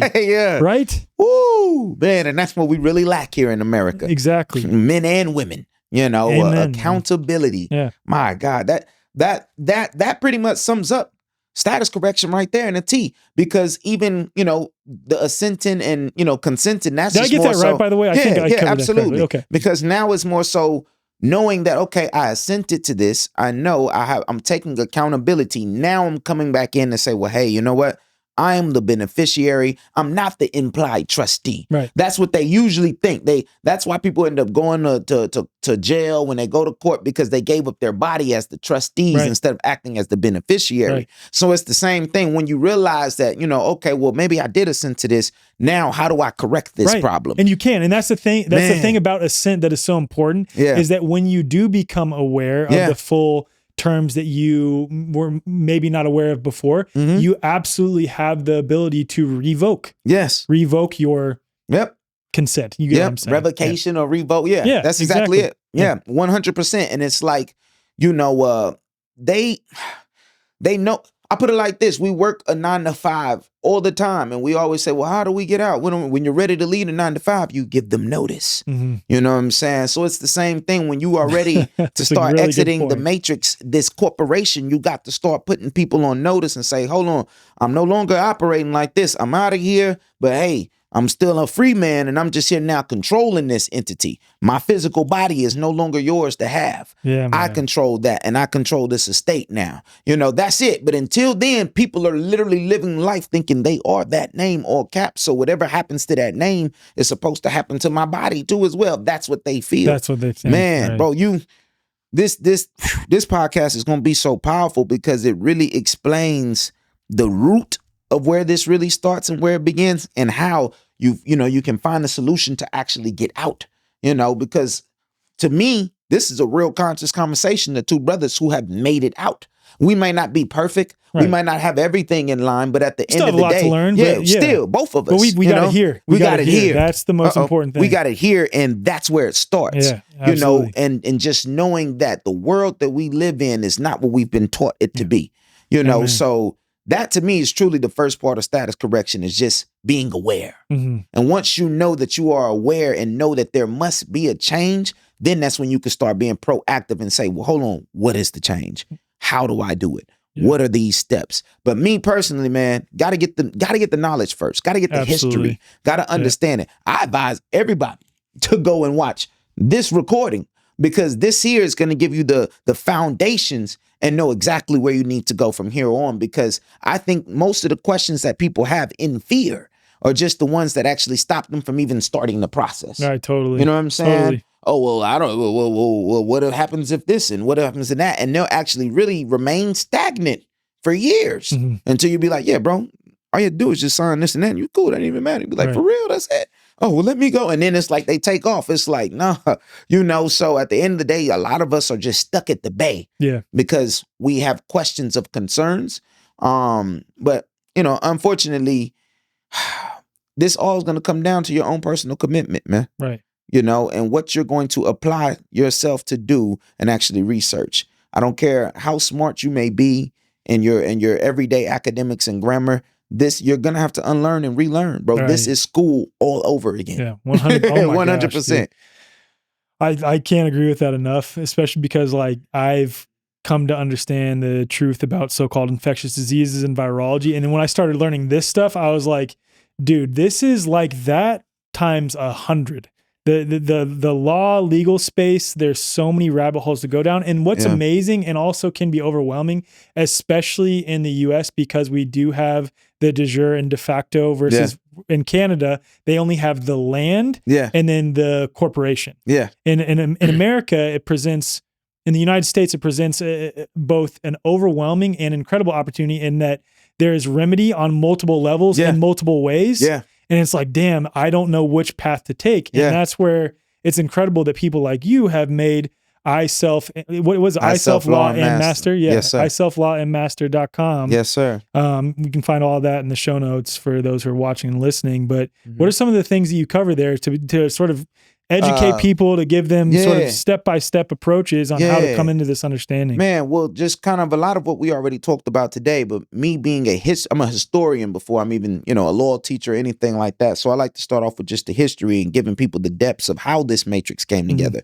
and talked about a lot of the things that we discussed today. So for me, I've broken it down because what I've realized is I cannot give it to everybody just all on a platter and be like, here, this is everything. Now study. It's way too overwhelming for that. So, like regular school that our minds are used to. I broke it down in freshman, sophomore, junior, senior year. And, in freshman year, we go over the basics of just status correction and estate planning. A lot of the things that we talked about today, getting your trust and everything set up. And then the second level, sophomore year, is more the consumer laws, because you need to know those 18 USC. You need to know the TILA. You need to know all these different consumer laws that protect you consumer wise. Because again, that's a different venue. These are Roman laws almost, but you could still use those back against them. So, freshman year is more so about estate planning, constitutional law. Sophomore year is more so about consumer laws, and Roman military law. And then junior year is everything about trust and equity law, because that's like the top that of was the the top. other thing I wanted to touch on was equity law. Yeah, trust and equity law. Continue on with this. Yeah, then we've been let's touch on talking a lot equity law. about it too. Just talking about trust, because trust is kind of equity law. Okay. And then because how to beat your court cases and everything. And then on that fourth level, that's when we really get into like enterprising, because I really wanted you all to kind of knock out all your private things first, know how to protect your estate, know how to go to court, know how to fight those battles, because now once you've done all that, now it's time to create your religious assembly for the family. Now it's time to create your tribal organization. Now it's time to really start enterprising, like being free and just saying, oh, I'm free, I got my status corrected. That's not what this was really about. This was about getting free so that you could return back to heaven and build Zion again. You know what I'm saying? So it was never about leaving hell just to be free, just so you could watch your people burn. It's about building a heaven so that you could bring your people to something great. Or like Plato's cave. It's never about just like standing on top after you've exited the cave. It's like, oh, I've exited the cave. Now what do I want to build? Right. You don't just stand and look, point back at the cave and stare at the cave the whole time. Yeah. Go build. Go build. Man, it's just you will meet so many people on this journey, who just want to be the paper making player, the whatever. Like, bro, I don't care how much paperwork you got or how smart you are. I know that you're really doing something by what you're manifesting. You know what I'm saying? By what you're creating and how you're actually living your life. Because you cannot tell me that you're a free man, you doing this and that and this and that. But then when I see you, your life doesn't actually showcase this, because status correction is really about leaving their program to actually create your own. That's really it. You know what I'm saying? So until a man has created his own program, I don't believe him. I still feel like you in there. You know what I'm saying? Because you still live according to somebody else's rules, somebody else's regulations. So no, like you ain't really free. And that's why I tell like, just a lot of my brothers and, a lot of my sisters, I'm like, yo, man, we could be stuck up in this system, voting and going in circles all day. But I don't really believe that you have power, that you really have strength, that you really want freedom, that you really love yourself, until you're ready to learn how to free yourself. You know what I'm saying? Because it's one thing for you, like, I can't tell you how many friends that I grew up with, homeboys I've known all my life, that literally just sat back and watched me go from nothing, from eating noodles to like, man, this dude here's riding around like this. He's really living it. He went from this and it's like, because we saw the progression from step A all the way to Z, and my friends still haven't moved yet. And it's like, so you literally watched me. Change and transform. So it's not a question of if it's real or not. You saw the demonstration. You just chose to stay at the bay because you still had fear or you still had questions. So that's why I'm just like, at the end of the day, I love everyone, man, and I love all people. I love, when no matter the color, the race, because when you really understand this is a spiritual game, but at the end of the day, you realize like, you can't save our people from their traumas. No. You know what I'm saying? You can't love someone out of their trauma. And some people love being in this trauma, or getting stuck in this matrix. Identify with their victimhood. Yeah. People would rather be a victim than figure out the game to be a victor. Right. You know what I'm saying? And all my life, my daddy always taught me to never be a quitter. So even times I lost so many times in this status correction game, I just kept going till I finally won. And when I finally won, I had that first police stop. That was my victory. And I said, well, you know what? I'm going to never look back. I'm here forever now. And it's like, I'm going to shake something every single day. My feet hit the ground. I'm here to shake the system. You know what I'm saying? And it's not even so much that I'm at war with the system. It's more so I'm at war with the minds of my people who are trying to get free from it. That's the whole thing. It all boils down to the mind, man. That's it. All of it. That's it. Again, Yes, sir. to reiterate, what leads to your actions and inactions, your creation or your destruction, your behaviors in this realm are all based in your thoughts, feelings, and beliefs. Absolutely.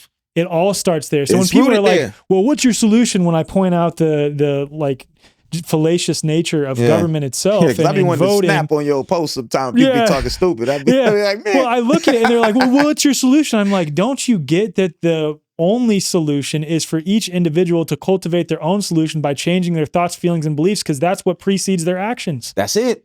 That's it. That's it. They're literally living this whole matrix is living off of our ignorance and our will to participate. Right. Like that's what the parasitic class does. They're focused on indoctrinating and propagandizing us. That's what they want to do. Yep. So why would that not be the most important thing to focus on, is helping to inspire people to recognize their own power, recognize where the true authority lies. Yes, sir. Recognize where the true credit lies. Yep. That's the most important thing that you can do. That's it, bro. That's the whole conversation we had today was damn near just summed up right here, what you said. Like, for real, because we have the power and the will to do whatever we want.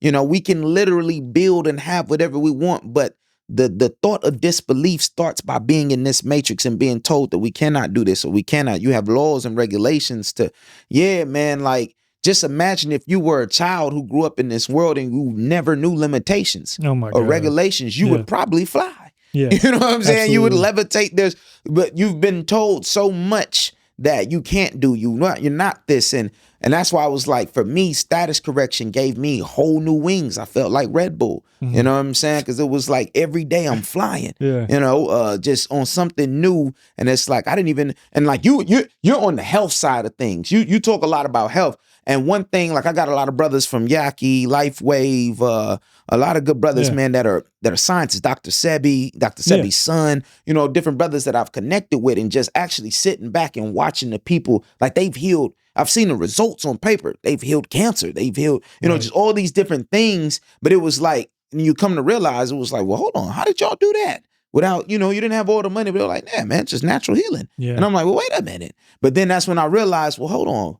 Do you think they would ever create diseases that can actually kill people too, but they knew that they really had the cures too, and it could all be, but we're going to tell you that it's not curable, so that therefore, you know, you just give up on life and just say, well, you know what, I just got a couple of more months, I'm going to just go ahead and wing it on out. And like, this is all still going down to population control, and it's really all dependent on our ignorance and knowledge of self, you know? And that's why I was like, bro, this really, on the real retroscope of everything, this is about knowledge of self is about becoming a healer, right? Not just with plants and medicines, but also with the law. When you learn all of this, bro, I tell people all the time, this is your therapy. Yeah. You don't even know it. This is because half the shit that y'all deal with every day, from bills to this, to that, bad health, all of this is because you really are so tapped into their system and their ways that you are living as a heathen almost. Yeah. You know what I'm saying? When you start to clean your mind, when you start to clean your food, you start to clean the way that you live,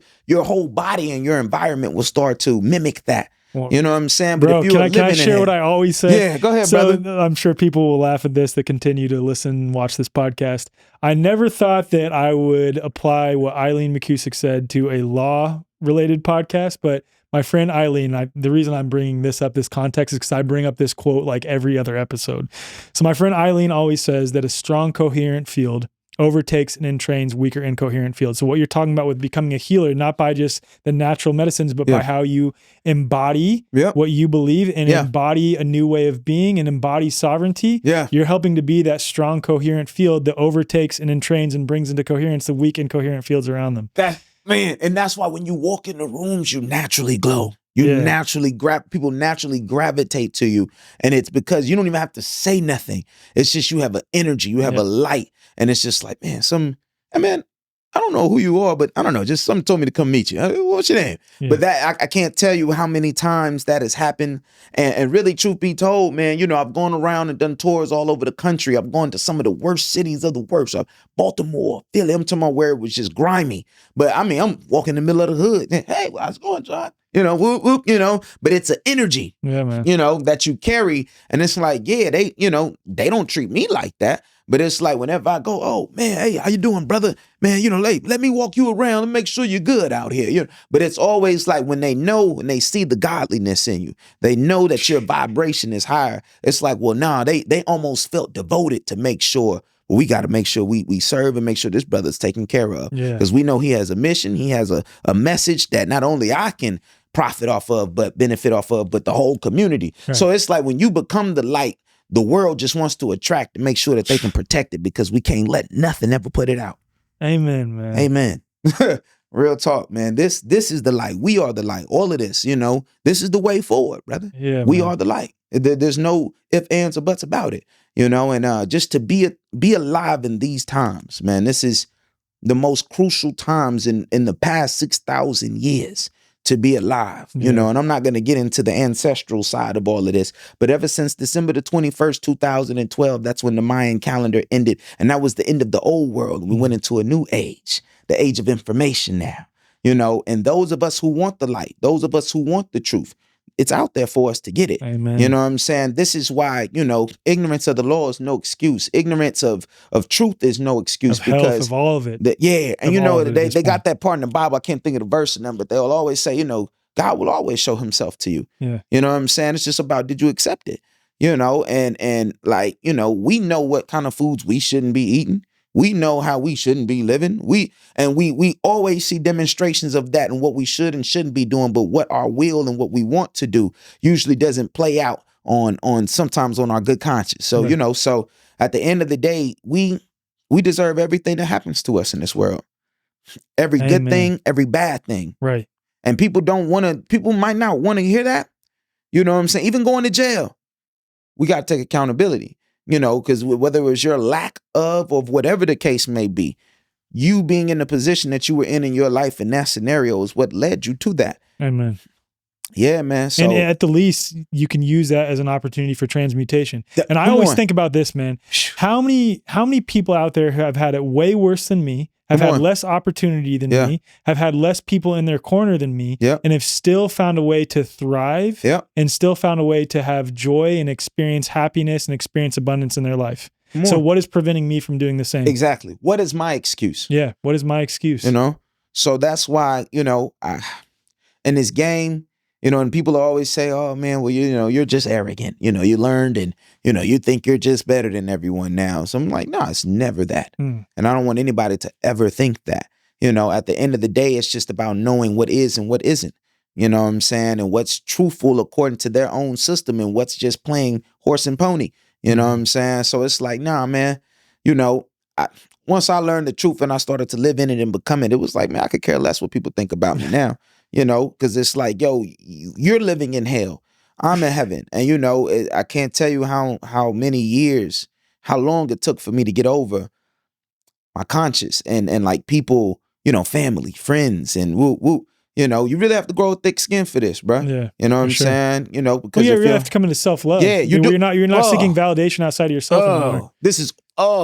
You might have said the realest thing of the whole podcast because this is what this is all about. Self-love. Mm-hmm. Even you wanting to do status correction, even you wanting to change the way you eat, all of this goes down to self-love. Mm-hmm. You know what I'm saying? If I did not love myself enough to want to be free, or if I did not want to be healthy, I would have said, shit, I'm going to just keep eating the same things. Mm-hmm. I'm going to still keep living the life. But as a man, I chose that I want different. Yeah. I don't want to be abused and misused by the system anymore. So this is how I'm going to do it.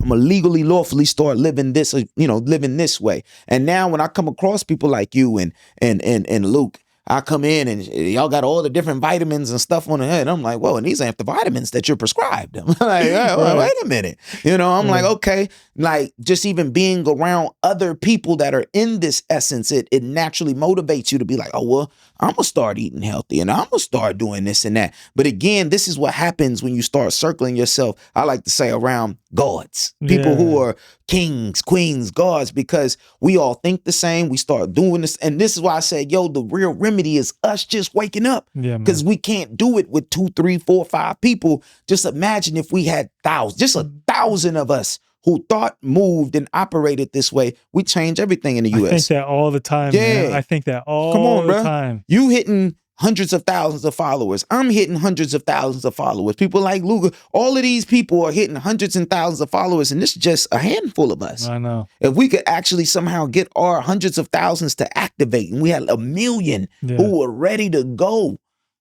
Come on, bro. Yeah. Who needs voting anymore? Right, Who needs exactly? Come on. Between all of us, we could build our own communities. I know I got land, or that person may have land. And it's like when we can really, and this is what I really want, our people and everybody to understand, like we've got to drop the race game and really understand the spiritual side to this, because we're going to have to come together to overthrow the system that's whooping all of us. Right. And really, truth be told, when a lot of my melanated brothers and sisters wake up and come into the knowledge, they'll also understand many of them have family land. And many of them still do, that goes back into the ages of slavery. What are you going to do with that land now? Right. Wake your ass up. And then now let's build, because, the truth is many of us don't have the money, but some of our white brothers and sisters, they got the resources. You know what I'm saying? Right. We got the land. Right. Let's come together and meet in between, and let's build a new heaven. You know what I'm saying? Yeah, man. Like, that's what it's about. I don't have time to sit up here and be, with my skin, with my dog, my, No, understand for what this is, and let's build. You know what I'm saying? If you want to have your own community within the community, I don't give a damn, whatever, but we can still have our own whole society. Everybody doesn't have to like each other. That's Right. the United States already, but at least we don't have to like each other in a sovereign community or something, if we wanted to be that way, if that was the case. But, at the end of the day, it's just about us all coming together so we can create a new world. And I'm like, bro, we don't have time for the color game no more. Nah. That is such a distraction. Yeah. You know what I'm saying? Even the It's whole absurd. Yeah, man. Just even the whole presidential stuff, and even throwing like, I get it, she's a woman, but then it was like the black thing, and that added on a whole nother force to come with it. It's like, cool. They always know, as long as we can tag some color line to this, we gonna have y'all distracted. 100%. And it's like, come on, y'all, we got to stop biting in, y'all. Come on, it's deeper than that. That's why I love what you said earlier. Vote for you. Vote for you. Vote for you. You know what I'm saying? Because that's going to be the only thing that's going to always have your back, man. Exactly. So it's just been, man, it's been such a refreshing journey to meet the people that I have on this journey, and to meet other great minds, because you all are literally, you have no idea how you all are going to open up whole new worlds for me and my community now too. When I go on tour, I still have people talking about, hey man, you did this one interview with I can't remember this white guy's name. So I was like, Luke, man. Luke. It was like, yeah, that was, but it's gonna be the exact same effects. And I say that just because it's one thing, and I hate to say this, one thing about our community is we don't like to believe anything until we see someone of the other race say it. Which is so crazy. Yeah, which is so crazy, but it's true. And I can't tell you how many more people woke up just because they had someone like a Luke that was, being the face for it. And he's an older brother, you know what I'm saying? But still fresh, still cool. I can only imagine. Still young. He's the biohacking guy. He that new young cool. He the 40 new 20 type shit. Right. So, with the hoop earrings, everything. Luke, man, I love Luke, man. But, wait till they see you, right? Yeah. Wait till they see this brother up here with these Jordans, and then something that they can actually relate to in our community, and be like, oh, he a hooper too? Oh, he know you hang on. We know, oh, well, yeah, I can relate to him too. And, and even for the vice versa, it's so dope, because even those on your side, they see more of like, oh, now we're kind of getting a view into like the indigenous world, right, man, and the Aboriginal ways. It's almost like the Avatar movie. We're all so excited about running through the trees and shit. But it's like, there's beauty in knowing thyself and sharing our culture and heritage with the world. Man. You know what I'm saying? And doing it with pride and doing it with love. You know what I'm saying? So yeah, man, just all of this hating shit is, and the distractions, bro. We don't need no more time for that, bro. No. Like we're all losing. Yeah. It's the same system we are fighting. Yeah. We no longer have time for the distractions anymore. So, man, I'm just thankful.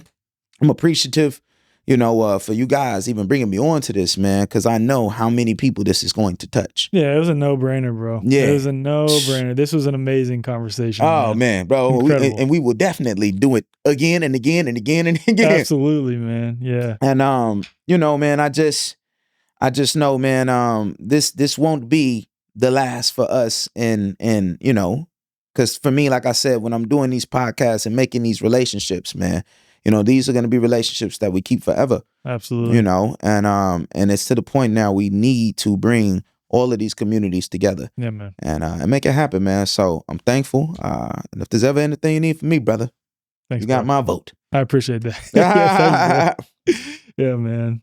Thanks for coming on, bro. I really appreciate you. Man, I appreciate you too, man. This was more than just an interview. It was a high level connection. It didn't even feel like an interview half the time. It didn't. It really did not. No, It just felt like a conversation, man. Yeah. And that's why I said this always makes the best interviews, because I know they ask, maybe it was you. I don't know if you do the questions or something. So I was like, you want some questions that we should? I was like, no, that was Kimber. That was okay, Kimber, all right. yeah. Well, I was like, well, here's just I have 3 a good questions. team. I have an awesome team. Yeah. Oh, well, you on, man. Yeah. I was like, man, I just got 3 questions. Yeah, other than that, just do your thing. You know what I'm saying? And sure enough, I honestly didn't want to prepare. I just wanted to kind of shoot and go off of it, because, I'm much better when I'm just speaking from passion instead of something that's kind of, rehearsed. Scripted, yeah. But man, this was legendary, bro. And like I said, as soon as this one comes out, and I know I start, we reshare this one, like people are gonna flock to this one. Like I said, Luke's was very clear.